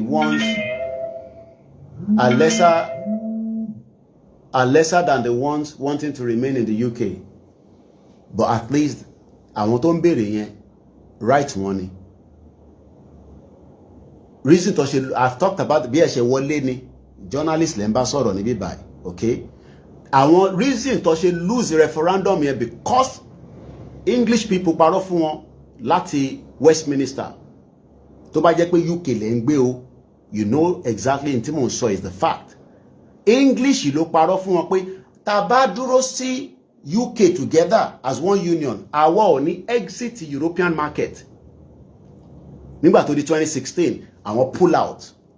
Tó bá bí UK government dá láàárọ̀ yìí, tó bá bí wọn dá, kọ́ fún wọn náà another referendum. Kẹwàá máa sọ nísìn pé àwọn lesser people ló fẹ́ lọ. Is that the same statistics as of today? The lesser people that wants to go nígbà yẹn àtàwọn tó fẹ́ lọ nísìn wọ́n ti pọ̀ ju 2014 lọ. There are more Scottish people tó fẹ́ exit that union. So, but the argument is there. They want to go. So, a fi ṣe reference pẹ̀lú Yorùbá ni because ẹ̀yà Scottish ó yàtọ̀ sẹ́yà English. So even if they don't want to go, they are different people. Just like báwa náà ṣe sọ pé a fẹ́ lọ, ẹ lè sọ pé ká remain one Nigeria by force. Ìyẹn ẹ lè sọ yẹn nítorí pé ẹ̀yà ọ̀tọ̀ọ̀tọ̀ ni wá, elédè ọ̀tọ̀ọ̀tọ̀ dẹ̀ ni gbogbo wa. And inalienable right ni intan ṣe kò ń ṣe crime. Even tọmọ Yorùbá bá disagree pẹ̀lú ẹ̀. So just to buttress ẹni tó ń kọ comment tó ẹlòmíì bá rí comment ẹni sìn mo ti sọ mọ́ ọ̀rọ̀ nígbà a ti sọ statistics yẹn. So ẹ̀yin kọ́ lẹ́sẹ̀ máa sọ yẹn fáwa níbí báyìí. I live in the UK for 27 years. Mo wà ní UK nígbà tó ń ṣe campaign referendum yẹn. I was involved. I know what people were saying on the ground. So kò ń ṣe pé ìta ni mo wà. Inú UK ni mo ń gbé ní 2014. 1998 ni mo ti wà nínú UK. And I've been practicing this journalism kò ṣe lánàá mo bẹ̀rẹ̀. So kò ṣe pé èèyàn kan tó wá ń gbé ní UK ló máa fẹ́ argue pé àwọn ará Scotland tó fẹ́ lọ nígbà yẹn. Yes, because what confused. Ìyẹn mo ṣe sọ pé tá bá ń wá àwọn tó jẹ́ onírọ́ tó pọ̀ jù láyé ẹ máa mú àwọn English people.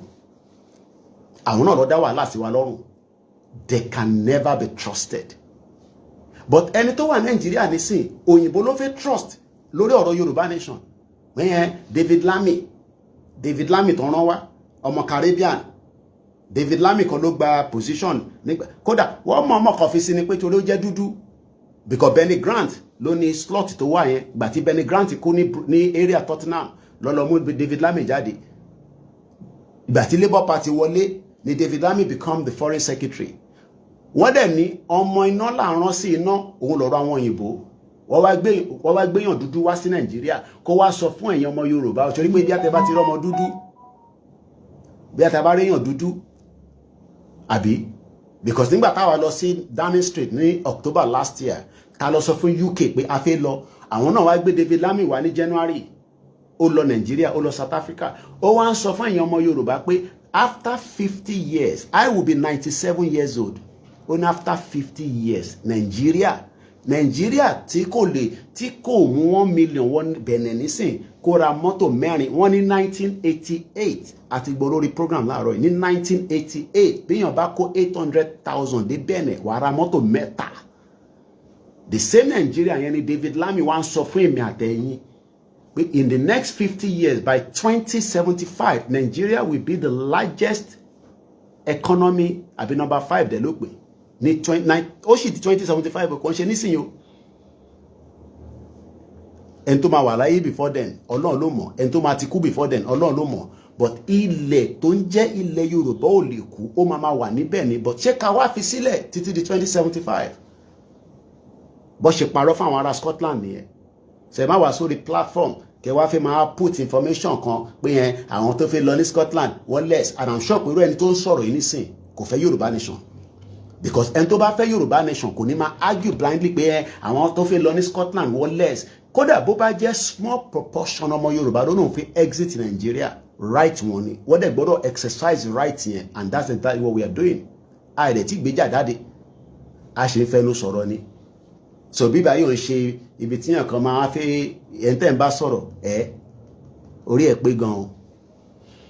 The United Kingdom okay ẹ jẹ́ ká tún wò báyìí Scotland tó bá fẹ́ lọ gbá bọ́ọ̀lù ní UK àwọn rọ̀ pa àwọn gbọ́n wàá mú Scotland lọ a lọ represent ìlú ẹ̀ wàá mú England lọ wàá mú Wales lọ wàá mú Northern Ireland lọ but tí Nàìjíríà tó lọ gbá football ní sin tó fáwọn ọmọ yẹn ní $100,000 àwọn pé kò ń ṣe audio money nínú àwọn tó lọ represent Nàìjíríà Yorùbá wà níbẹ̀ Igbo wà níbẹ̀ Hausa wà níbẹ̀ ẹ̀yà mi wà níbẹ̀ kí ló dé tí kò ṣe jẹ́ pé Yorùbá nìkan ló ń lọ gbá bọ́ọ̀lù yẹn tí kò ní kankan ṣe pẹ̀lú Igbo so that a lè kó 24 ṣé 24 làwọn tó máa ń kó lọ gbá football 12 kan at another 12 a lè máa kó 24 lọ ẹni tó máa jẹ́ coach wa Yorùbá ni coach ò ní máa jẹ́ pé a máa ṣe máa wò pé ṣé ẹ̀yà Igbo ló máa coach wa àbí foreigner ìtọ́ fi ń pè ní ìlú nìyẹn but àwọn UK gbọ́n àwọn coach wọn bẹ́ẹ̀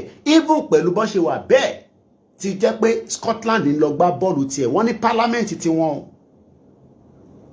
bí wọ́n ṣe ń ràn ní ìjọba tiwọn ẹni tó bá mọ Máyégún mo máa ń fi Máyégún ṣe example nítorí pé ibẹ̀ ni ẹ̀mí yẹn máa lọ ti bá ń sọ pé Máyégún general because Scotland ló ń gbé òfin tí àwọn ọmọ Máyégún fi ń lọ sí school ní Scotland ó yàtọ̀ sí òfin táwọn ọmọ tèmi fi ń lọ sí school ní England kó lè farabalẹ̀ gbọ́n tí mò ń sọ torí pé Yorùbá má dà pé bí a Yorùbá tèmi ni kò dẹ̀ ń gé yín dáadáa àdẹ̀sọ English torí tó bá yẹ pé English ni mò ń sọ nísìnyí ní ẹ̀gbọ́n tí mò ń sọ òfin tí ọmọ Máyégún tó fi ń lọ sí school ní Scotland ó yàtọ̀ sí òfin táwọn ọmọ tèmi fi ń lọ sí school ní England because òfin ọ̀tọ̀ọ̀tọ̀ ni ṣé òfin tí Nàìjíríà tẹ̀ ń lò fún èmi Igbo àtàwùsá èwo ló ṣiṣẹ́ ń bẹ̀ the 1999 constitution So ilé la ṣe ń sọ fún àwọn Yorùbá pé tá bá dá dúró a ṣe nídìí láti ṣe máa sọ fún àwọn Ìgbò pé nǹkan báyìí òfin ló máa ṣàlàyé fáwọn because òfin lẹ Yorùbá ló máa lò ẹni tó bá tẹ́ lọ́rùn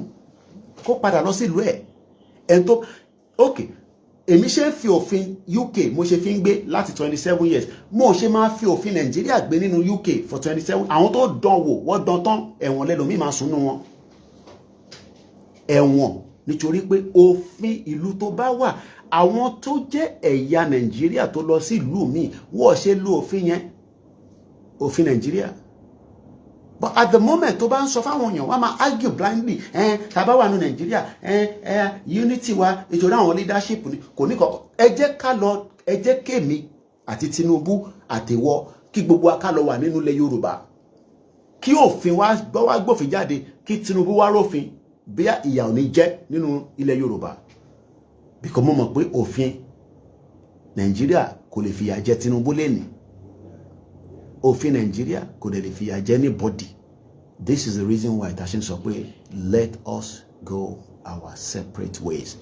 They fi pẹ́ púpọ̀, so we have about another 15 minutes. Now, let's go back to Scotland. The Scottish independence refers to the political movement advocating for Scotland to become a sovereign nation, separate from the United Kingdom.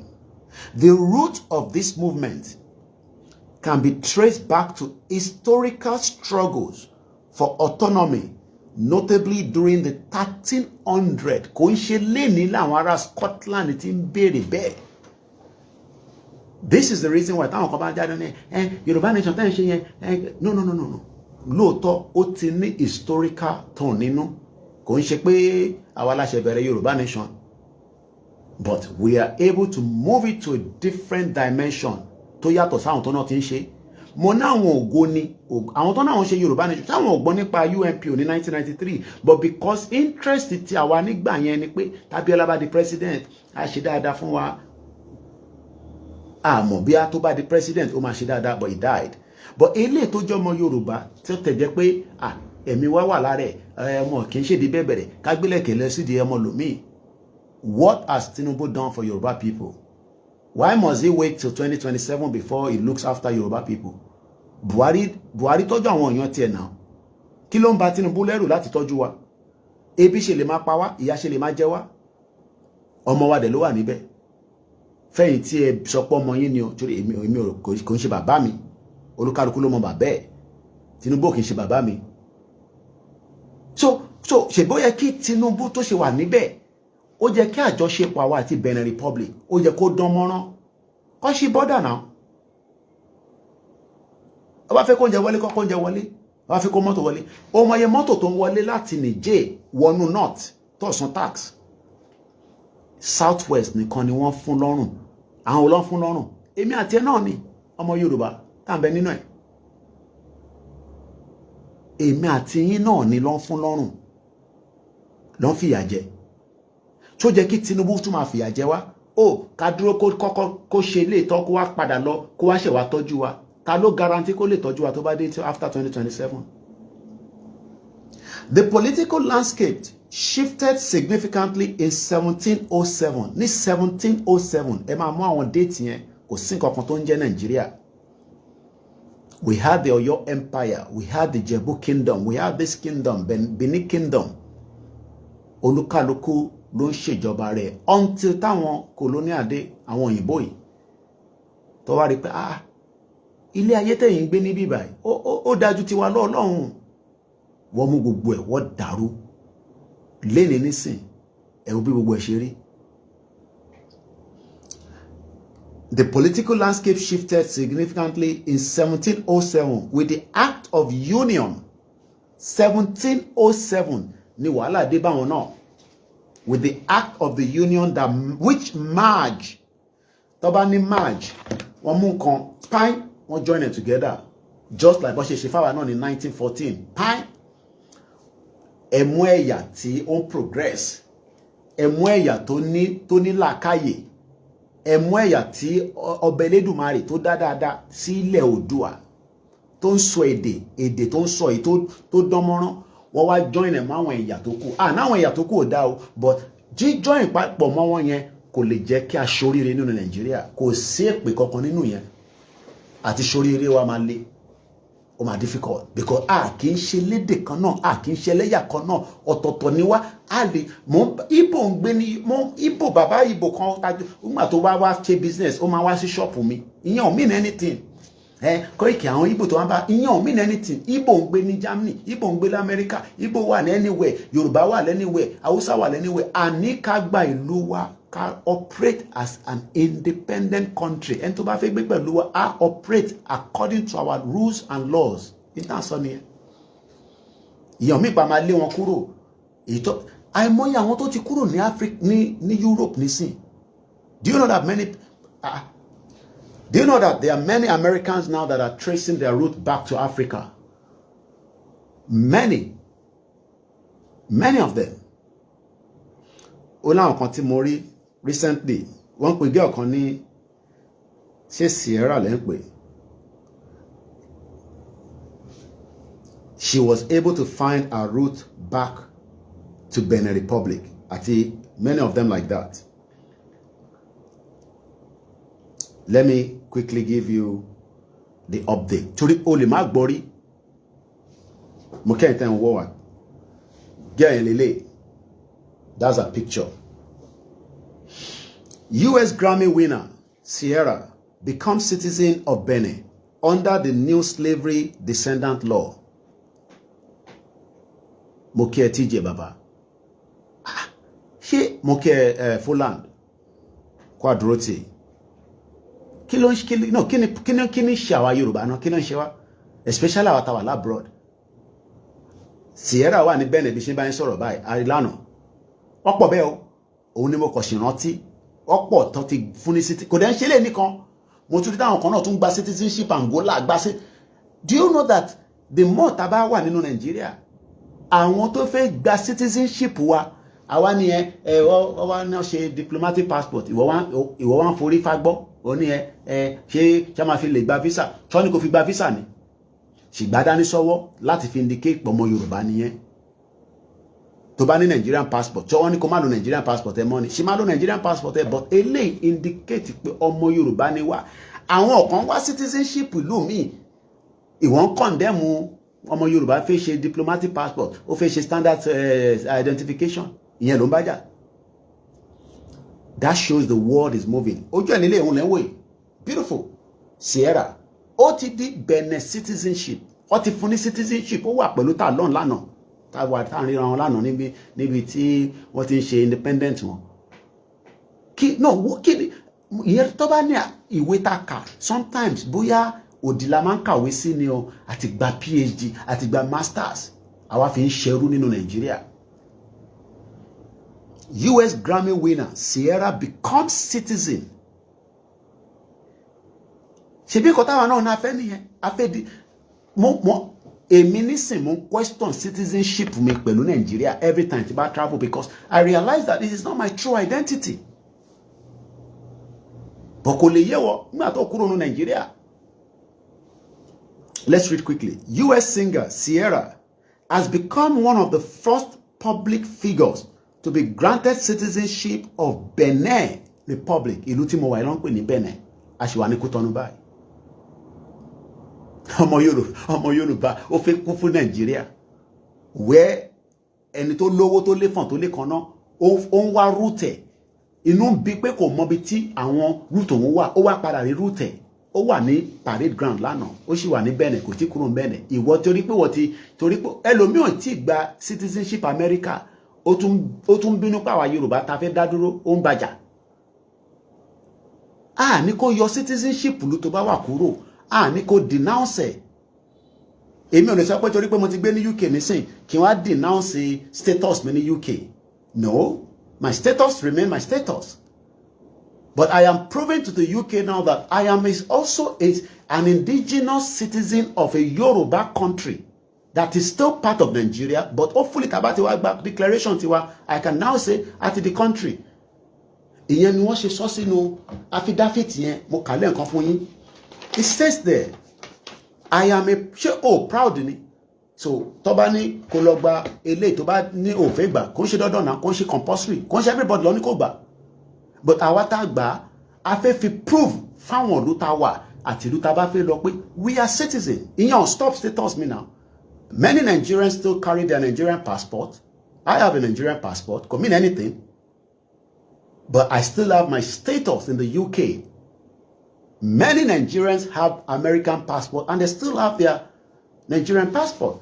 So tó bá lélẹ̀ lọ́wọ́ náà nísìn tó bá fi travel us anywhere, at least it indicates that you are a citizen of an indigenous Yoruba. In tó bá mú Sierra, ṣé òun lórí méjì ni? Ṣé lè lórí méjì ni? Kò lórí méjì náà. Only another citizenship, but ó trace route padà sí Benin Republic. Kò dẹ̀ ń ṣe òun nìkan. So, ó sọ síbẹ̀ ó ní I am a proud indigene of Yoruba speaking community still in the Western Nigeria. Do hereby solemnly affirm as follows that I humbly seek international assistance and lawful grant of free pass to enable me to carry out my responsibility and humanitarian duties without hindrance. That I make this declaration truthfully and respectful in line with my Yoruba heritage in accordance with the law. That I hereby confirm that ìyẹn lẹ́yìn kan wá jókòó sórí Zoom lẹ́yìn sọ̀rọ̀ jágbàjàgbà lẹ́yìn kan jókòó sórí Zoom lẹ́yìn question bàbá Akíntóyè pé ta ló ní kó lọ ṣe passport jáde adẹ̀tí náà fi búyàn mọ́ lórí platform wa ìyẹn lẹ́yìn question pé ta ló rán bàbá Akíntóyè iṣẹ́ ẹ wá gba tèmi kúrò lọ́wọ́ mi wá gba kúrò lọ́wọ́ mi náà èèyàn kan ló dìde nísìn lónìí inú òun dùn pé wọ́n fóun ní citizenship Benin ìyẹn mi pò denounce citizenship ló tó gbé dání bí ọmọ America I don't know ìyẹn mi pé mo denounce citizenship mi our status mi rather bí ọmọ tó ti gbé ní UK ẹ ṣọ́ra ẹ̀yin tẹ́ fi dá ìrìn àjò irú mo ní èmi ni the last man standing tí gbogbo yín bá condemn ẹ wá condemn lọ́wọ́ tèmi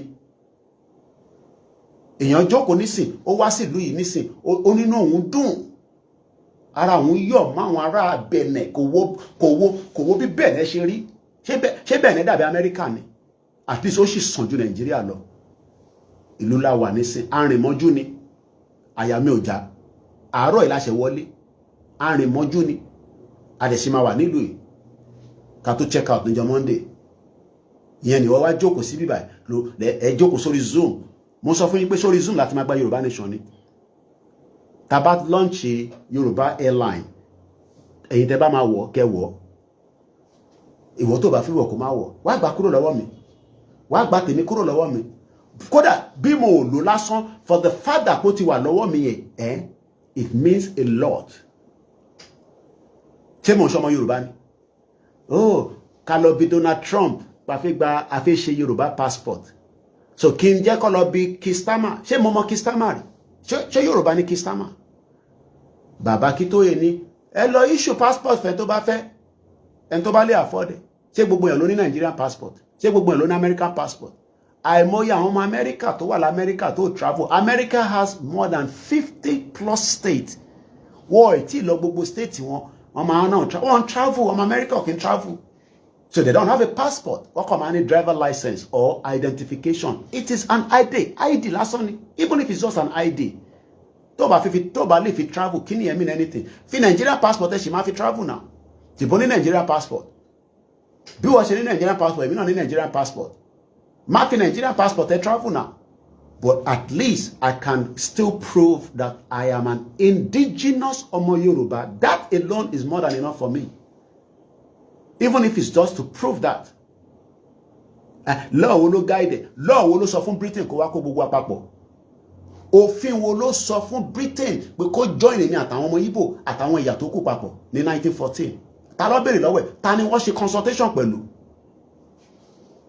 Gbogbo ẹ̀yin tẹ́ sọ pé ní interest ẹ send WhatsApp sí mi kò ní kò ṣe tó le wàá sí àfídáfì pọmọ Yorùbá nìyẹn wàá ní rúbà account torí náírà kò ló máa fi sanwó rúbà ló máa fi sanwó wàá ní rúbà account wàá ṣe àfídáfì pé ọmọ Yorùbá nìyẹn torí tó bá fẹ́ gba British passport o máa lọ sue allegiance sí King Charles mo mọ̀ bó ṣe ń ṣe ní America or ní UK o máa sue allegiance so wàá ṣe wàá gbà kúrò lọ́wọ́ mi okay wàá gbà kúrò lọ́wọ́ mi wàá gbà kúrò lọ́wọ́ mi.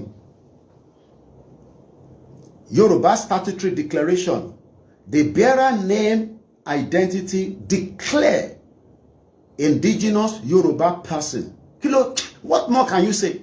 Sierra nísìnyí ó declare pé I am now Kofi Bo. Kilo máa ń ṣàwa Yorùbá náà? Kí ni problem wa?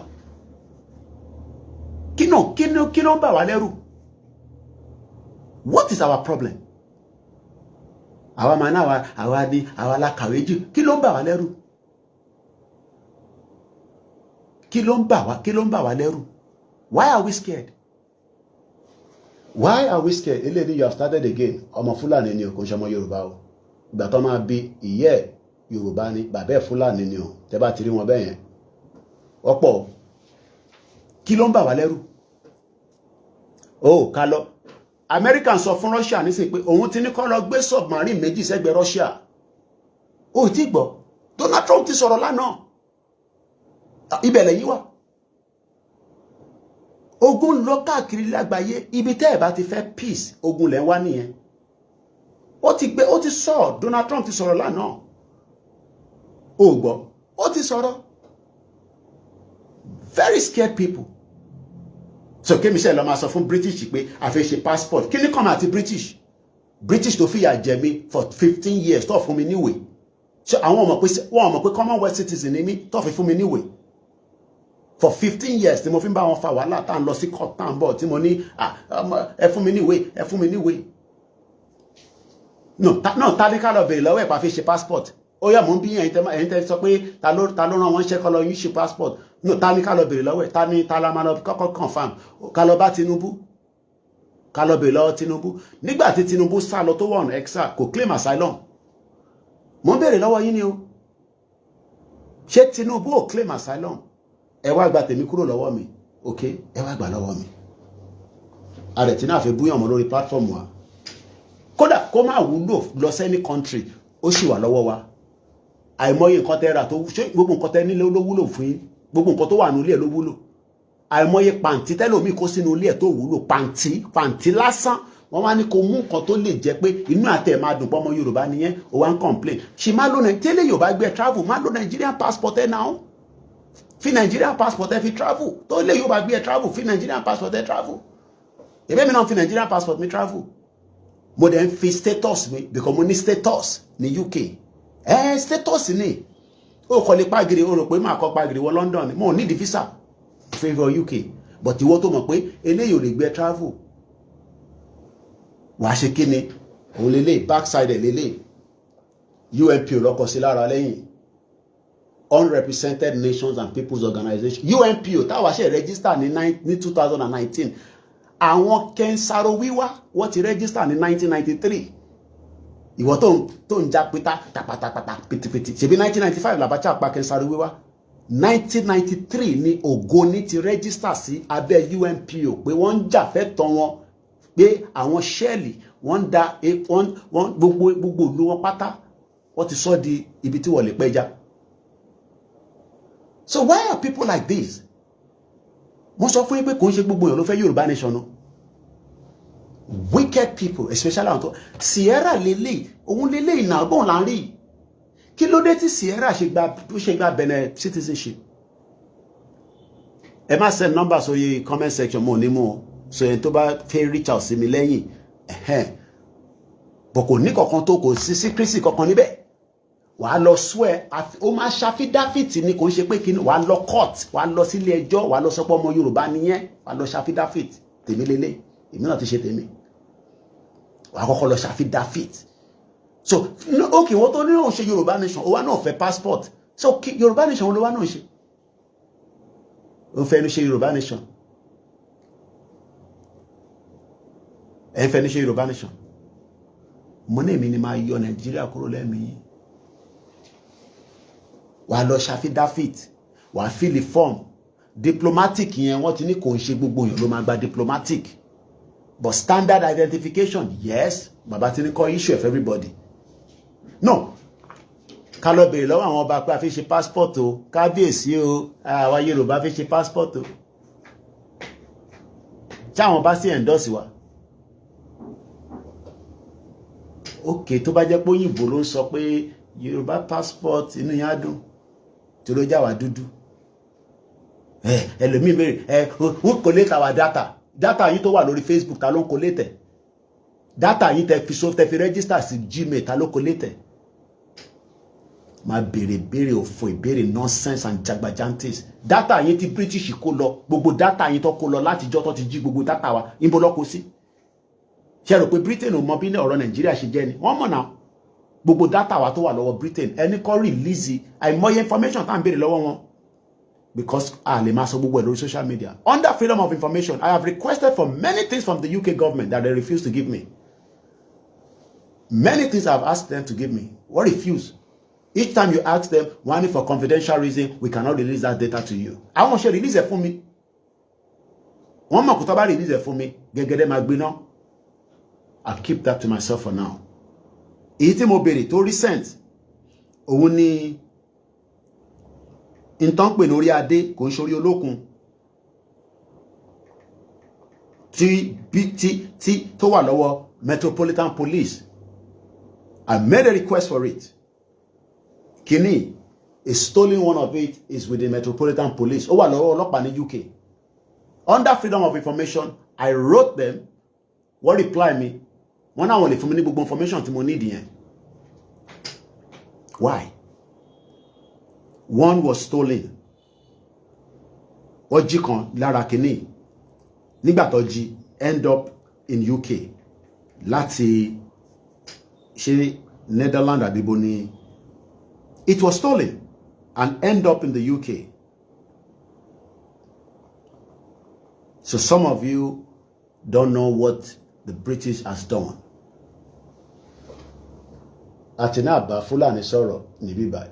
Púpọ̀ nù yín Fúlàní ló bí yín, ìyá yín ló gbèdì sílẹ̀ ni Fúlàní fi bá sùn. Torí púpọ̀ nù yín ìyá ti mú yín.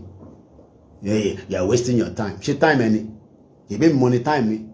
UK waste time mi dáadáa now for 15 years. At least mo better off púpọ̀ nù yín. You are wasting your time. Tí bá fi lọ London sí mo need visa. My word plane pam mo padà lọ. But for now, ilẹ̀ Africa la wà. So ká tó máa lọ, just to close the conversation. Okay, bronze head ni. The bronze head. Ó ní article yẹn mo fi sáré mú yẹn jáde. Bronze head from Ife. Ó wà ní UK bí ṣe máa ń sọ̀rọ̀ báyìí. Ọlọ́pàá wọ́n dì mú, wọ́n fi sílẹ̀. Wọ́n ní because it has òun lélẹ̀ article yẹn lélẹ̀. Nigeria Ife head. Kò sí nǹkan tó ń jẹ́ Nigeria Ife head. Because Nigeria was only created in 1914. So kí ni meaning Nigeria Ife head? Mo kí ẹ brother mi Peter Oladele. Kí ni meaning Nigerian Ife head? Kí ló mean by Nigerian Ife head? Kí ló jẹ́ Nigerian Ife head? You see all the lies that they've created for a very long time. I pity many Yoruba people. Kí ni meaning Nigerian Ife head? Kí ló ń pè ní Nigerian Ife head?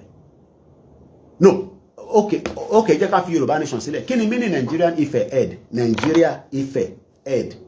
Ìtàn pè ní Nigerian Ife. Ṣé Nigeria ló lélẹ̀? Kí ni tẹ̀ ń wò yìí? Ṣé Nigeria ló ní mò ń béèrè lọ́wọ́ ọmọ Yorùbá tó sọ pé ó fẹ́ Yoruba Nation? Kí ni àwọn tó design ẹ̀, àwọn tó sculpture jáde? That's about 600 years ago. Gbogbo Nigeria lane is 110 years. Àwọn kan ló ń gbé níjọ́ náà lọ́hùn, àwọn bàbá wa, àwọn ìyá wa, àwọn ló ṣe kíní. So Britain ṣe wá ń sọ fẹ́mi nísìn pé Nigerian Ife head. Kí ló mean by Nigerian Ife head? iPad ti kú, kò strong púpọ̀. Ẹni ó ti ṣe tí mo fẹ́ kó ṣe. So please, don't come here and start trying to distort information. Ẹ jẹ́ ká end it, because we have to move. Let's get breakfast. This is the time that I should suffer on kábíyèsí wa.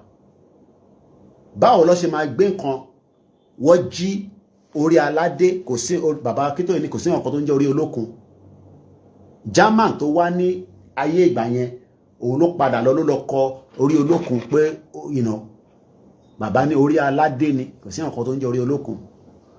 Wọ́n wá ń pè ní Nigerian Ife head. Kí ló mean by Nigerian Ife head? Ṣé Nàìjíríà ló ní ni? Tàbá dẹ̀ kọ́kọ́ ẹ̀ pé iPad yẹn ti kú ni.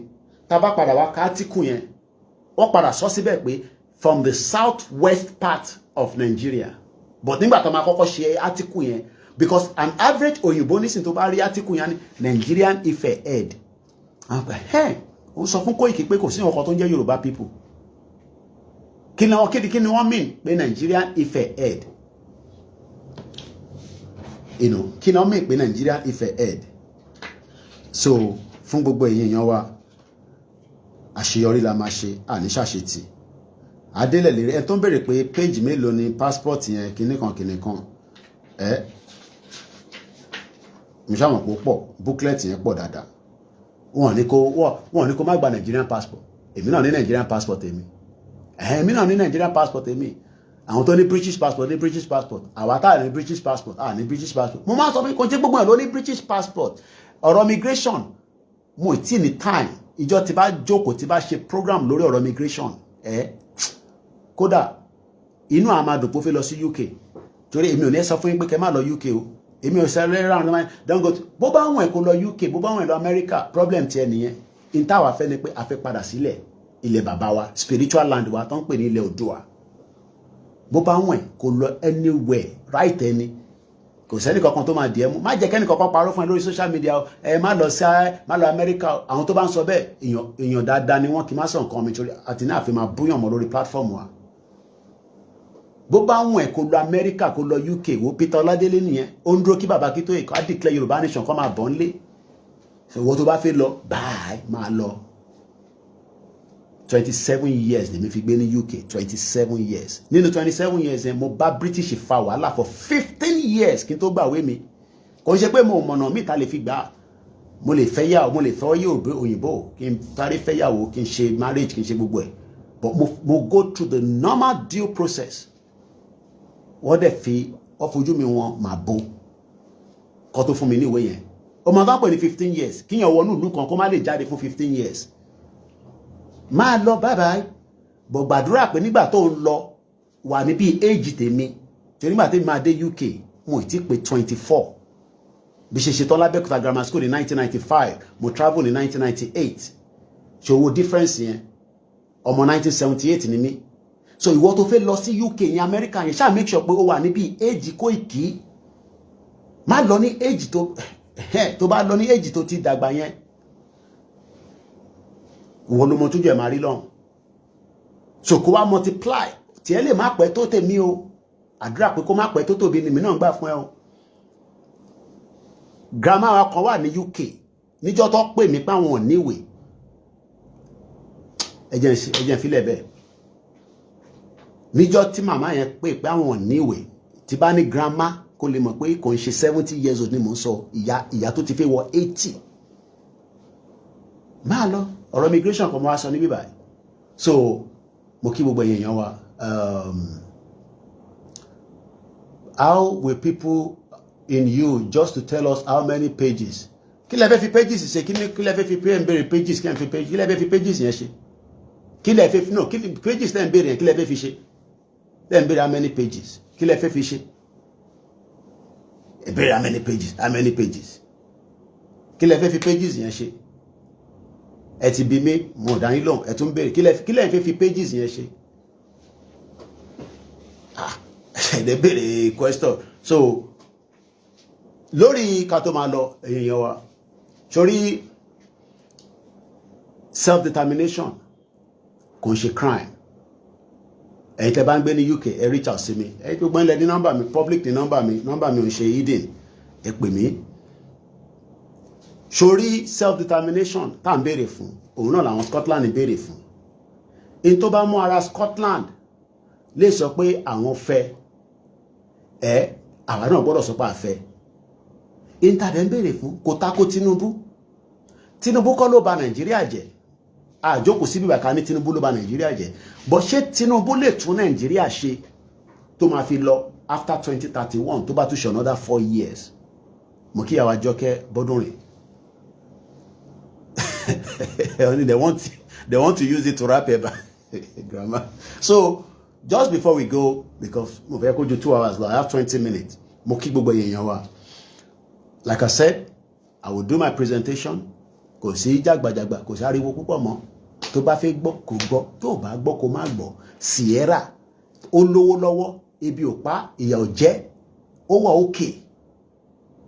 Ó ní òun ti di citizen Benin Republic. Sierra ọmọ yẹn tó wà lákàntẹ̀ tó lówó lọ́wọ́. Àwọn yẹn ò rówó mọ́. Ó ń wá bí tí àwọn ancestry land àwọn kí ló máa ń pè kí ni yẹn ó ń wá ancestry ó ń wá lineage.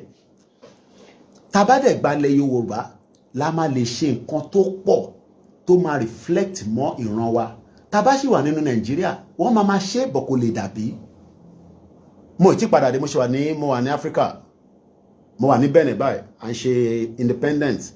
So fàájì dẹ̀ ṣe wà lẹ́nìí ká tó máa padà lọ sí Ìjẹ̀bú ní ọ̀la lágbára Ọlọ́run. Àmàdé Ghana náà. So mo kí gbogbo wa lẹ́ẹ̀kan sí. Ẹ má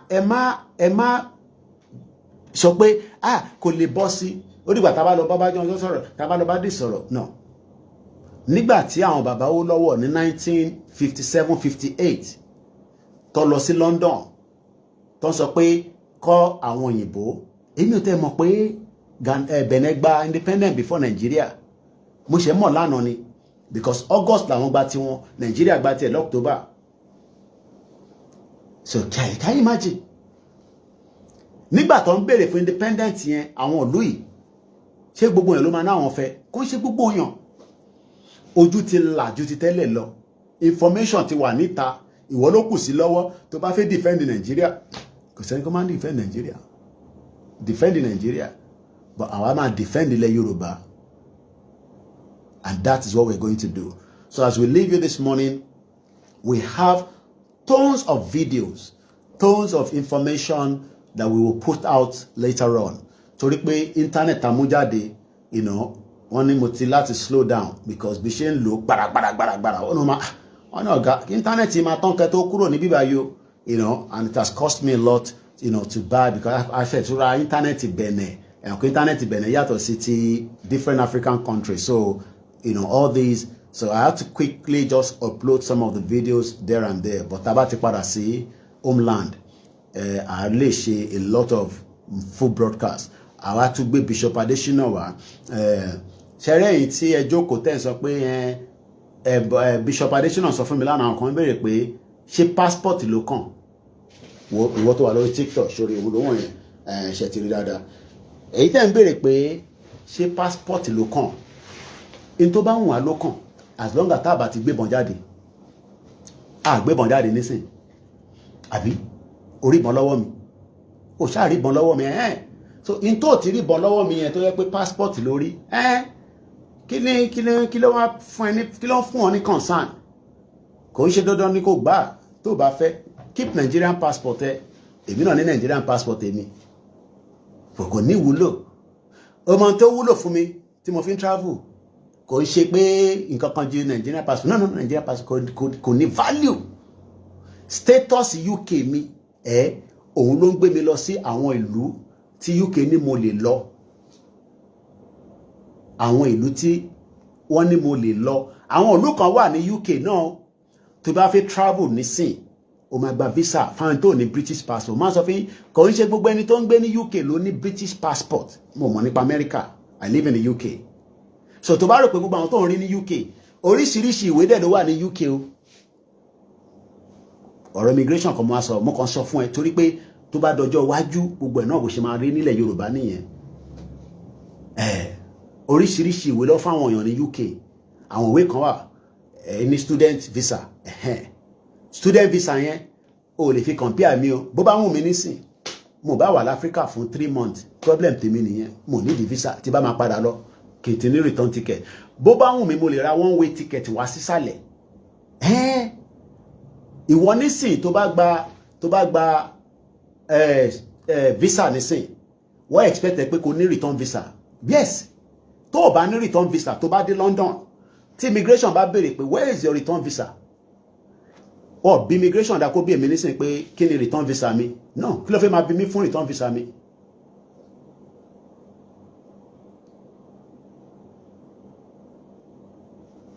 àbí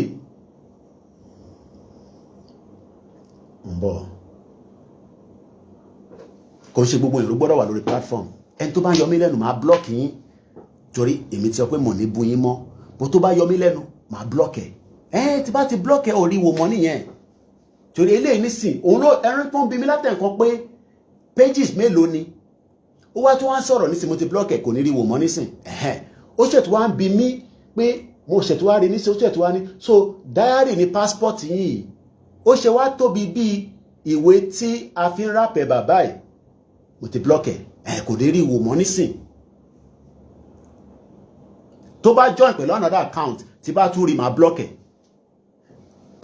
wo Nigerian passport tó wà lọ́wọ́ mi ó useless bí tissue paper kò ní value kankan kò lè yé sórí Nigerian passport tó mú dání yẹn tó bá gba visa lé lórí tó bá gbé dé London wọ́n lè bounce kó má wọlé but èmi nísìn ó lè bounce mi because status ni mo ní status ní UK mo ní tán pè ní resident permit ọmọ tán pè ní resident permit èmi ò ń ṣe student tó bá tẹ̀ tó wá sọ pé Koiki ò lè wọlé o ṣé àwọn ọmọ mi tó wà lọ́hùn yẹn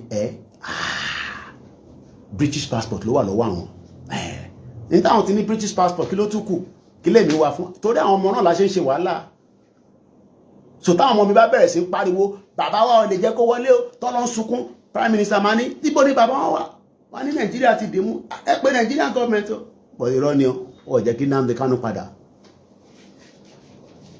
So púpọ̀ ní yóò lè understand Nigerian passport tó gbé dání kò ní value in tó ń jẹ́ kí value wà fún irú àwa báyìí fáwọn tá ní British passport torí kò ṣe gbogbo ala ní British passport ẹni tó bá bí sí UK automatic ó ní British passport ó tún ní clause o tó bá wà ní UK kò ń ṣe immigration matter mo wá sọ lé ní o mo ní 12 minutes mo kàn fún yín ní tips ó wọlé pẹ̀lú student visa ìwọ ni kí lẹ máa ń pè Johnson brother mi ó ṣàlàyé fún mi níjọ́ tá pàdé ìwọ ni kí lẹ máa ń pè kíní yẹn ìwọ ni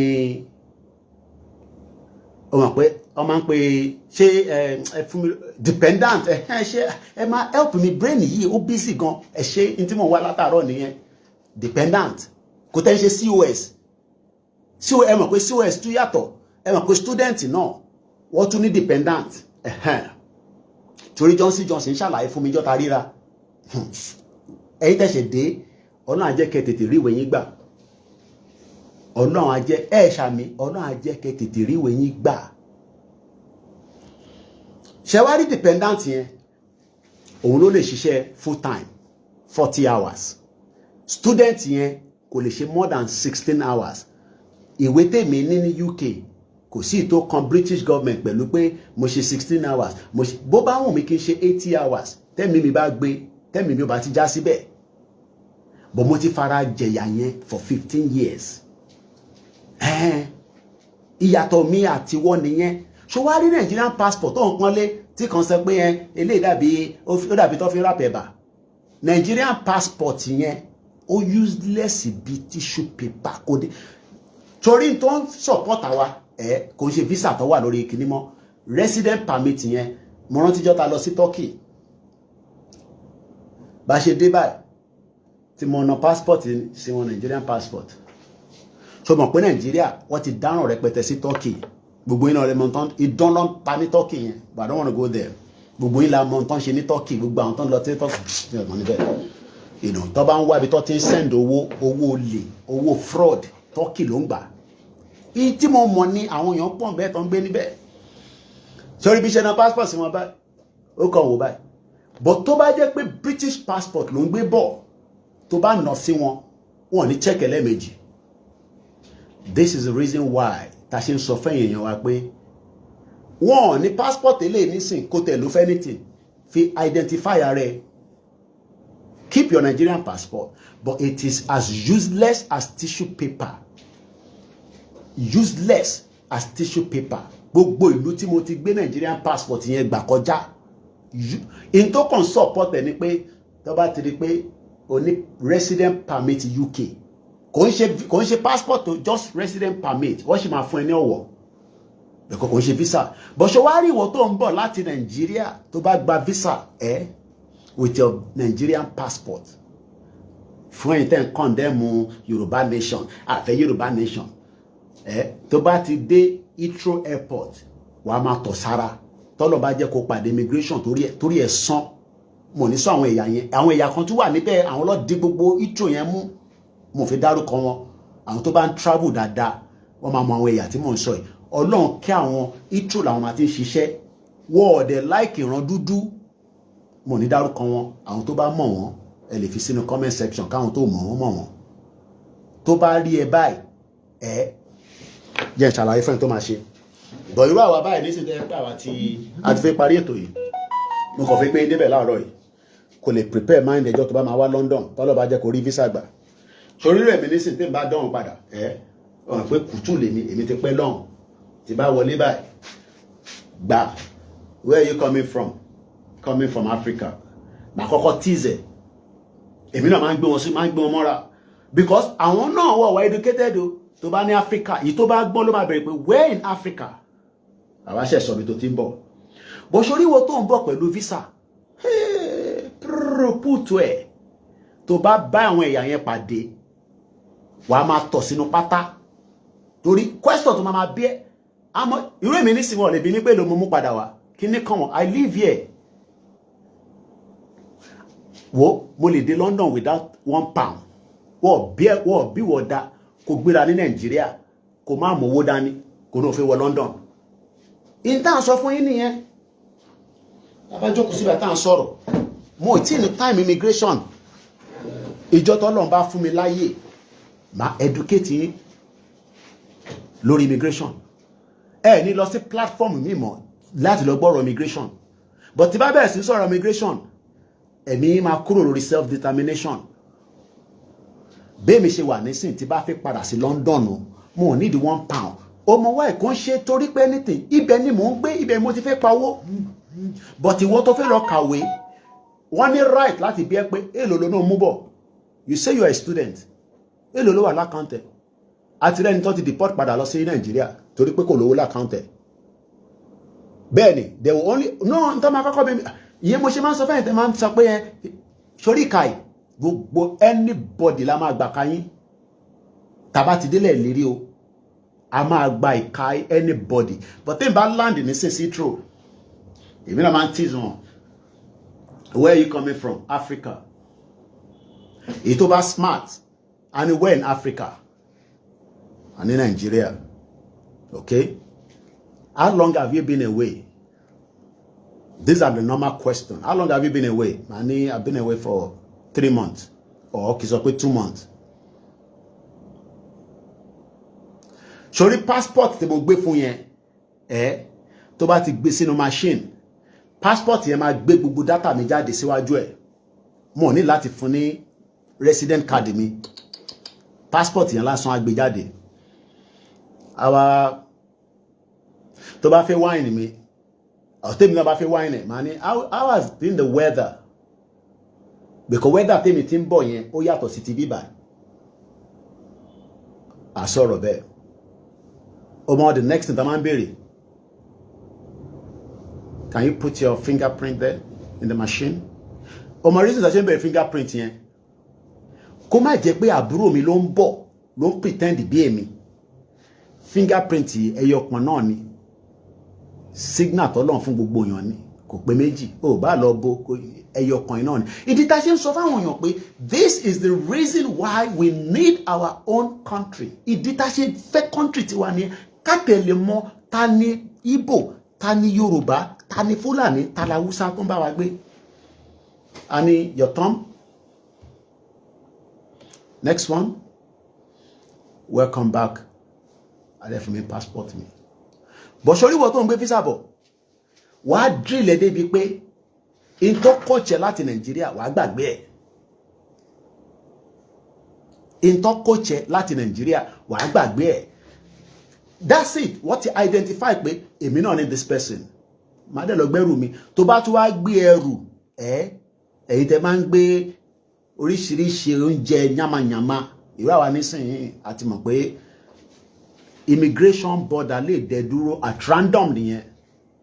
The last time I was back, ọkọ̀ bí mi, èmi mo kí ọ́físà yẹn, ìwọ ní kí ọ́físà torí pé mọ̀ pé ẹrù tó wà nínú báàgì o ti gbé pọ̀ mọ́ gbóríṣiríṣi nǹkan nìyẹn lè gbé, but o gbọ́dọ̀ wà very careful what you can bring in.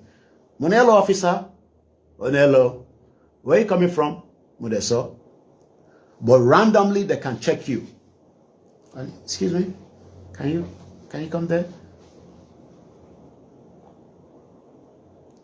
Tó bá gbé débẹ̀, tó bá ní wrong product nínú bag ẹ, if it's the first time they can let you go. If you're a frequent person, tó ti máa mú bẹ́ẹ̀, I don't know what they can do. So all I'm just saying is that I'm not here for the immigration, because immigration, like Dr. Kemi Oluloyo always say, is a fraud, and I believe so now. Because I don't know why I, as a Commonwealth citizen, went to the UK and I have to stay 15 years before I was regularized to stay in that country. I don't know why. So all these, we are Commonwealth citizens, I take it as a fraud. As a fraud. So as we leave the broadcast this morning, do not be deceived.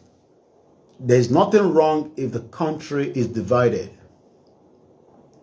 Benny, as a returnee, nobody will ask you your thumbprint again. Make now know they give Lamba. Imbo tatu lele by tori Ọlọ́run. Ta lele nisin. Emi give Lamba. Keri pe problem, and I'll block you now because I realize that ní làákàyè. Ko tó bá ní làákàyè, you're coming into the broadcast. Money wọ́n gba fingerprint tèmi, on sọ fún mi pé Lamba. Ṣé wọ́n lẹni tí wọ́n gba fingerprint tèmi? Dude, I said not everybody has a British passport. 18 dùn ẹni, ní làákàyè. You think that everybody has a British passport? Na me no get sense. Okay, platform le mi wà now. So bí èmi ni mo ní sense ni, àgbàlagbà de lele nísìn. Ṣé gbogbo èèyàn ló ní British passport? Yes, with a Nigerian passport with a resident permit. I'm not talking about two people with visa. I'm talking about the resident permit. Imbolele tutu tu jáwá báyìí torí Ọlọ́run. Ìlú tèmi ṣe padà lọ tí mo ṣe dé. I just returned back to Africa. Ṣé mo máa parọ́ pé wọ́n gba fingerprint mi? Ṣé mo máa fi yẹn ṣe fẹ́ ni? I'm talking about myself. I'm not talking about anybody now. I'm talking about myself.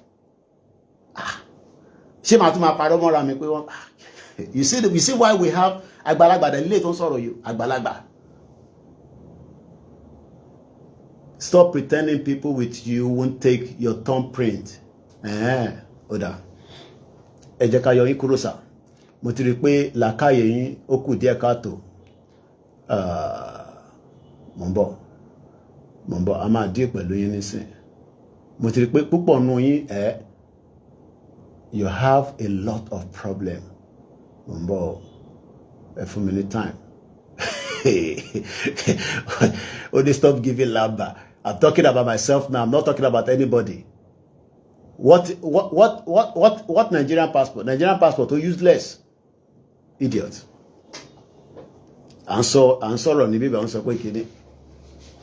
you see why we have many people that are they are sitting on the social media. I am not talking about somebody else now. I'm talking about myself. Only mon give Lamba. Well, can you record gbogbo kini any immigration point in it? I'll record it. Bonsoir di parabi. Only mon give Lamba. So, yes, Lagos for sure. Yes, they will take your middle fingerprint if you don't have British passport. I was there last week. You're right, Koiki. You don't have a British passport. You will definitely be asked to get your fingerprint, because your fingerprint is what will give you the identification on the system to confirm that you are who you say you are. Simple. Eleni, you can still lie in the name of talking about yourself. Okay. Oshe Mudwa. Oripu wagan o forúkọ síbẹ̀. Oda mo ti gbọ́. Ẹ lọ sí platform tó ti máa parọ́ fún yín. You don't have a British passport. How do you get into the UK with a resident permit? So you just give them the resident permit. This is me, welcome back. When they know that, especially Nigerians, all these Oluwole criminals that down on for many years, your fingerprint is the only thing that confirms your identity. Your thumbprint. You put it there on the machine. It's there. You put it there, they confirm it, they give you back your passport and your resident permit, and you walk in. That's the difference between me and somebody coming with a visa. Because I don't need a visa to go back to the UK. But I have said that those that have a visa, to back by down where you can mention and where you because of the country I live. But I need that in the comment section, but I'm not going to mention their names. So, anyway, that is on that. Brother, you talk too much. So, don't you know I'm a journalist? You come to a show where people are talking. You say you talk too much. Idiot. Anyway, have a very good morning. Enjoy the rest of the day. But one thing is, your passport that you are holding right now, whether you have a student visa, you have been given a COS visa, is different from the people that have resident permit. Two different things. Any resident permit has the same right as any British passport, as long as they have resident permit written on their status. I'll do more immigration, but not for now because there's so much to discuss on the self-determination. I can't bring anybody in to come and talk to us because I gotta go now. There's a lot we have to do. It will be some other time. Tony ages. Maybe later because we're still heading out now and I need to go and have my breakfast, have my shower, and prepare the day ahead. Life in Cotonou is being an amazing place. I can't wait to be back again in Cotonou, but for now, we're still here. Thank you so much, and thank you for joining as well. Immigration, like I said, I am not your visa agent, and neither am I your consultant. At the appropriate time, when I want to do immigration talk, then you will learn quite a lot. 27 years living in the UK. No be moin, no be biz. Thank you so much, everyone on TikTok, Instagram, and also on the YouTube and Facebook. And we continue to say self-determination is an inalienable right.